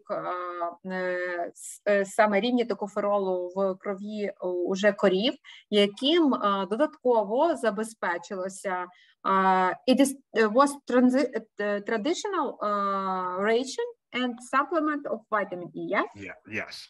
A typical dry cow diet, but very high supplemental levels. Good. І тут справа це вже були корови на традиційному раціоні з соломою для сухостійних корів, але їм додатково згодовувався високий рівень вітаміну Е на рівні 2500 міжнародних одиниць на добу. Again, on the graph on the right, the control, the blue line, was not fed any supplemental vitamin E. The green and the black lines were fed different forms of supplemental vitamin E. І на графіку тут зображені декілька ліній. Синя лінія означає контрольна група. Це корови, які не отримали додаткового рівня вітаміну Е, просто були на звичайному раціоні. Потім у нас знаходяться дві групи, які отримали два різних джерел, тобто той самий рівень вітаміну Е, але з двох різних джерел. And if you compare grazing to the confinement cows, even these very high levels of supplemental vitamin E did not raise plasma levels as high as the grazing cows. І коли ми порівнюємо ці дві групи тварин, то навіть висновок в тому, що навіть при високих рівнях забезпечення вітаміну Е порівняно із тією групою тварин, яка була на пасовищній траві, ми ніяк не досягли того рівня токоферолу в сироватці крові, який був у корів, які були на пасовищі. Okay, next slide. So in the software, in one of the input screens, it asks you, are you feeding grazing cows? Yes or no? No. Давайте я задам вам питання, чи у нас сухості знаходяться на пасовищі, чи ні? В більшості випадків. Думаю, що ні, у нас просто мікрофони відключені. Думаю, ні. No. The most cases transition cow and dry cows in the transition federation. So with straw, hay, not in the... But this would be for lactating cows, if you're grazing for lactating cows. The same for lactation cows. Then, most cases in the housing system. Okay, but if you do, the model does adjust for the vitamin E requirement for grazing cows. That's what this is showing. Окей. Отже, чому запитав? Тому що для корів, дійних корів, які знаходяться на пасовищі, то вітамін Е не нормується у раціоні. Okay. Next slide. Okay, we'll just summarize all the minerals and vitamins briefly. Давайте підведемо підсумки дуже швидко щодо змін, які відбулися по мінералах і вітамінах. For calcium, the equations and the absorption coefficients changed a lot, but the dietary requirements will change very little for an average cow. Щодо норм абсорбції, рівня абсорбції і рівня забезпечення норм прорахунку, норм по кальцію, то там відбулися серйозні зміни. Але дивлячись на, а якщо порівнювати лише рівень забезпечення, тобто те, що ми бачимо фізично в раціоні, то там відбулись незначні зміни. Phosphorus, the equations and the absorption coefficients hardly change, so essentially no change in phosphorus. Для фосфору щодо рівняння і абсорбції, можна так сказати, теж там відбулися зміни, проте щодо споживання або рівня забезпечення фосфору взагалі немає змін. We talked about all the changes in magnesium, but essentially it will double the dietary requirements compared to 2001. Ми дуже багато говорили про магній, і всі фактори обговорили щодо магнію, але в підсумку можна просто сміло сказати, що рівень магнію, який який потрібно забезпечити корові, вона збільшилася вдвічі. For the electrolytes, sodium, potassium, and chloride, the equations changed a lot. But again, by the time you finish up, dietary requirements changed very little. Щодо електролітів, якщо дивитися виключно на рівняння нормування цих речовин в раціоні або для корови, то в принципі там теж відбулися значні зміни, тому що повністю рівняння змінилося, рівняння нормування змінилося. Але якщо говорити про той рівень мінералів, цих 3 мінералів, які ми маємо забезпечити в раціоні, то там зміни відбулися невеликі. Sulfur, no change. It's still 0.2% of the diet dry matter. Щодо сірки, то змін немає. Ми залишаємося на тому ж самому рівні, 0,2% на кілограм спожитої сухої речовини. And small question from my side about sulfur. We should add to the norms or to the whole ration that cows assumed from the ration sulfur. It's also we add from basal feed and from premixes, for example. Yeah, always. The 0.2% is for the total diet, not just supplemental, total diet. I should just mention, you rarely would need to actually supplement sulfur, rarely. Okay, thank you. Щодо сірки, взагалі, дуже цікавий випадок, тому що це один з мінералів, які дуже рідко вони нормують у преміксах. Дуже рідкі випадки, коли реально сірка нам необхідна в раціоні додатково. And I will just mention, at least in US and many places I've been to, water can contain a lot of sulfur. I don't know if this is an issue in Ukraine. That's not included in the model, but if I'm formulating a diet, I'm going to think about water sulfur. Щодо Америки, щодо Сполучених Штатів, то я можу впевненістю сказати вам, що вода велику кількість сірки має, тобто великий вміст сірки в воді. Не знаю про Україну, але у Америці. Maybe three years, maybe less ago, we discussed with you about sulfur in the water and also approach to the sulfur feeding in the ration. And according your suggestion, I analyzed a lot of sample in the Ukraine, and we discovered that yes, in the some region of Ukraine, we have a lot of concentration of iron, sulfur, and also copper. Okay. So it depends on the areas, but the most cases it was very high level of sulfur in the water. So it's the same situation. Yeah, and so if that's the case, don't supplement sulfur in those areas, and you probably have to make adjustments in copper, selenium, and some other issues. We do this for tailor-made products in some big farms because, yes, we add extra number. Я згадала доктору Вайсу, що десь приблизно більше, можливо, 3 років, близько 2-3 роки тому ми з ним говорили на цю тему щодо підходів особливо макро елементів в раціонах, і ми з командою AVA зробили велику кількість досліджень води в Україні, і ми теж побачили, що рівень, який декларується в міністерстві, про те, що рівень там в регіоні такий-то, такий-то, він відрізняється, особливо, якщо є власна скважина на фермі.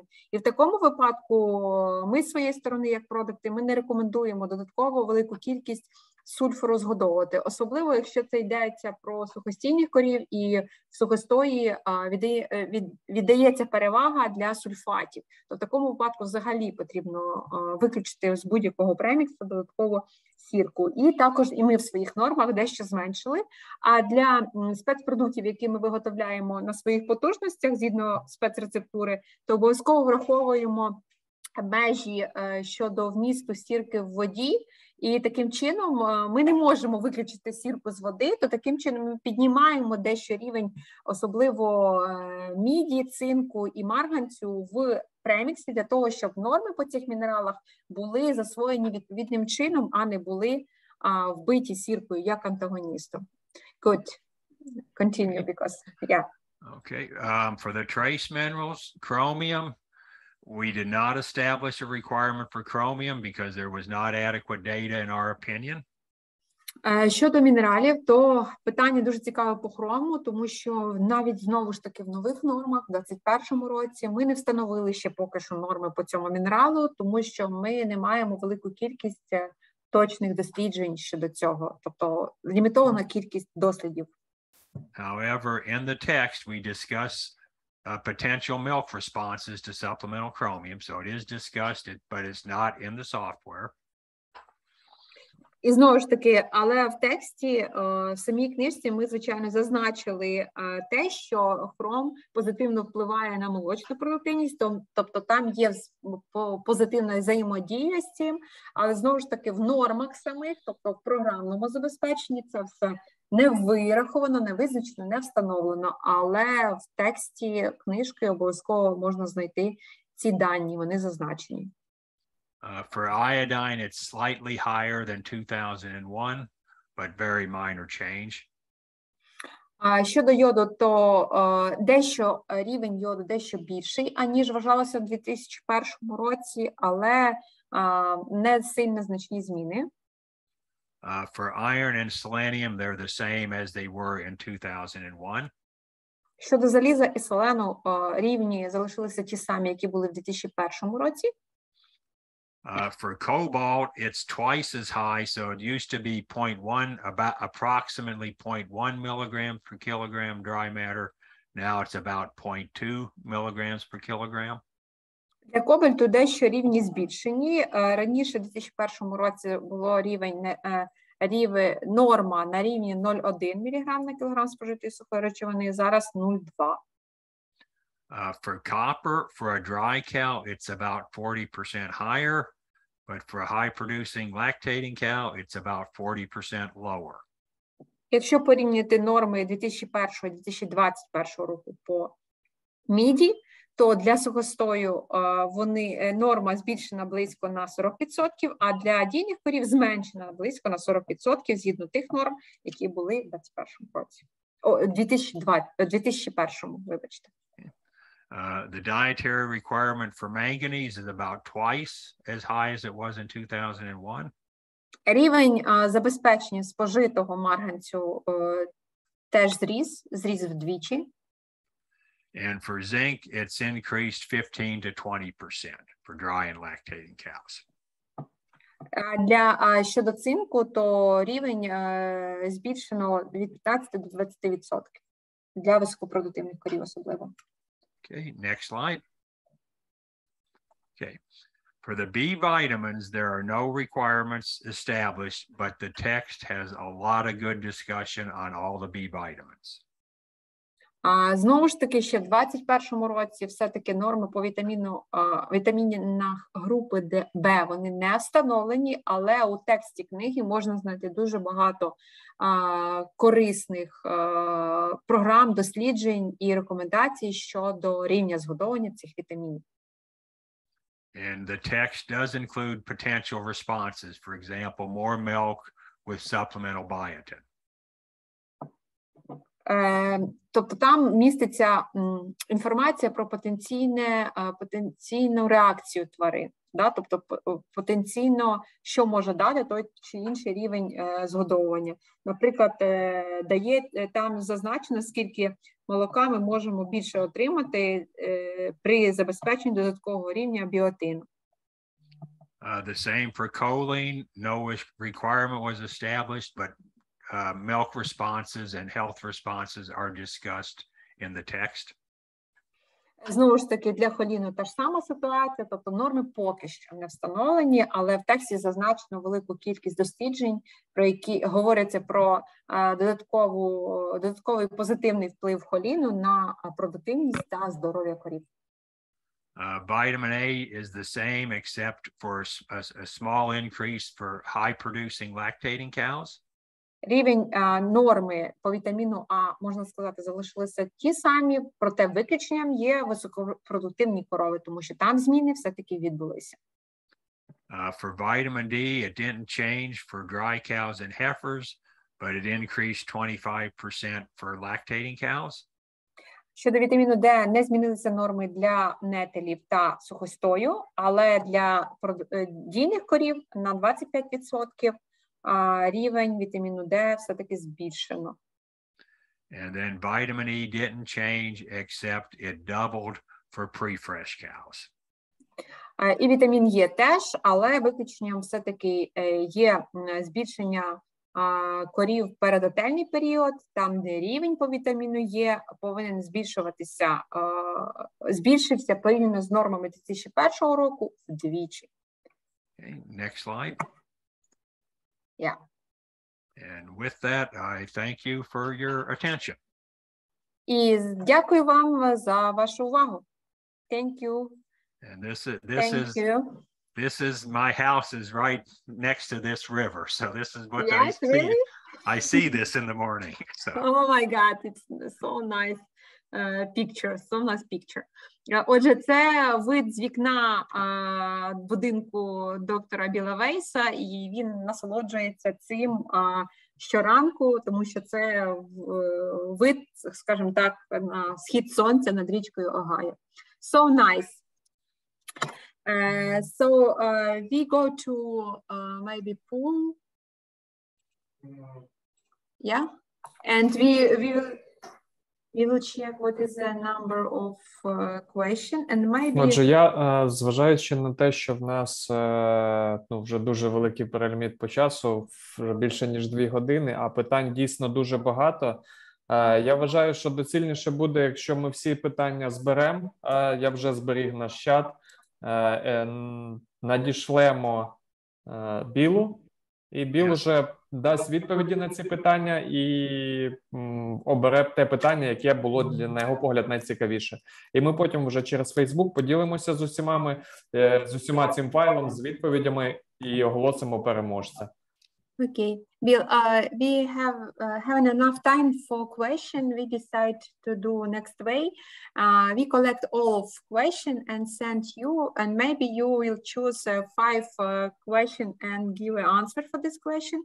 And also, please choose the most interesting question that from your site, and this will be winner for our book with your autograph.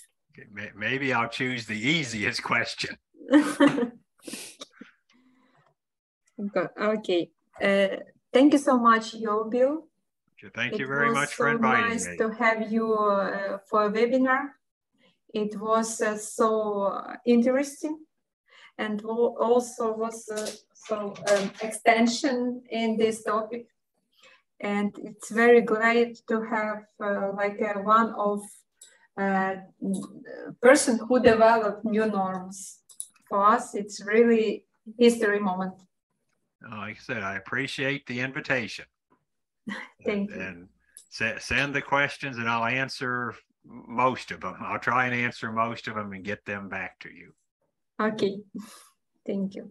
Отже, доктор Вілвейс дасть нам відповіді на питання і вибере питання. Таким чином у нас буде переможець. Він пообіцяв постаратися відповісти дійсно на всі питання. Okay. Thank you so much. Okay, thank you. Have a good evening. Thank you. And you have a nice day. Okay, thank you. Goodbye. Bye. Всім до побачення. Дякуємо вам за увагу. Так, всім дякуємо за увагу. Будемо раді бачити вас на нашому наступному вебінарі, який відбудеться у вересні, в кінці вересня. У кінці вересня спікером виступить Джесі Гофф, який розкаже нам про особливості транзитного періоду в корів. Ми додатково через Facebook і через всі наші канали, через які ми повідомляли сьогоднішніх учасників вебінару, передамо знову ж таки цю інформацію. Це знову ж таки один із топових технологів і також науковців американських університетів. Джейс Гуф теж був і є нашим другом. Ось, і він теж розкаже багато чого цікавого. Він зараз відкрив свою власну консультативну, грубо кажучи, компанію, де він надає консультації про транзитних корів. Тому, я думаю, він багато розкаже чого цікавого. От. Дякуємо всім гарного вечора.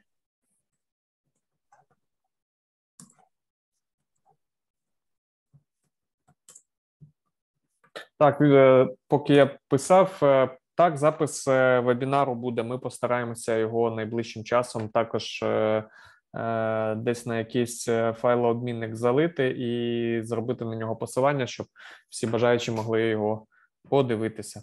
І також презентації скажи, що якщо в нас є дані, є електронна пошта або номер телефону, то ми можемо відправити повністю презентацію оригінально англійською від доктора Біловейса або перекладено українською, як кому зручно. Також, я думаю, ви чули, що Ольга сказала, бо ми з нею в одному приміщенні знаходимося, але ми так само можемо надіслати презентацію як українську, так і англійську версію. Але я думаю, ми зробимо це таким чином, що ми, наприклад, на WeTransfer зальємо і відео, і презентацію українською та англійською версією, і посилання на це залишимо в пості на Facebook. І ви зможете просто за цим посиланням всю інформацію, яка вас цікавить, скачати. Отже, я дякую всім за увагу. Дуже радий був всіх бачити. Приєднуйтесь до наших наступних заходів.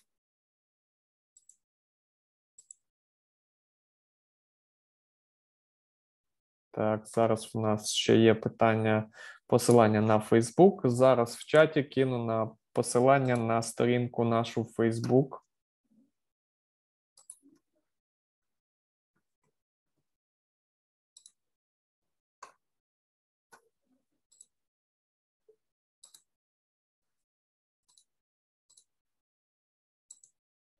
Так, посилання на Facebook в чаті.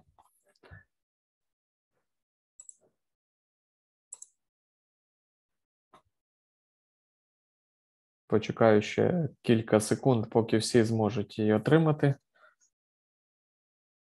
І будемо закінчувати. Отже, ще раз всім дякую за увагу. Гарного вечора. До побачення.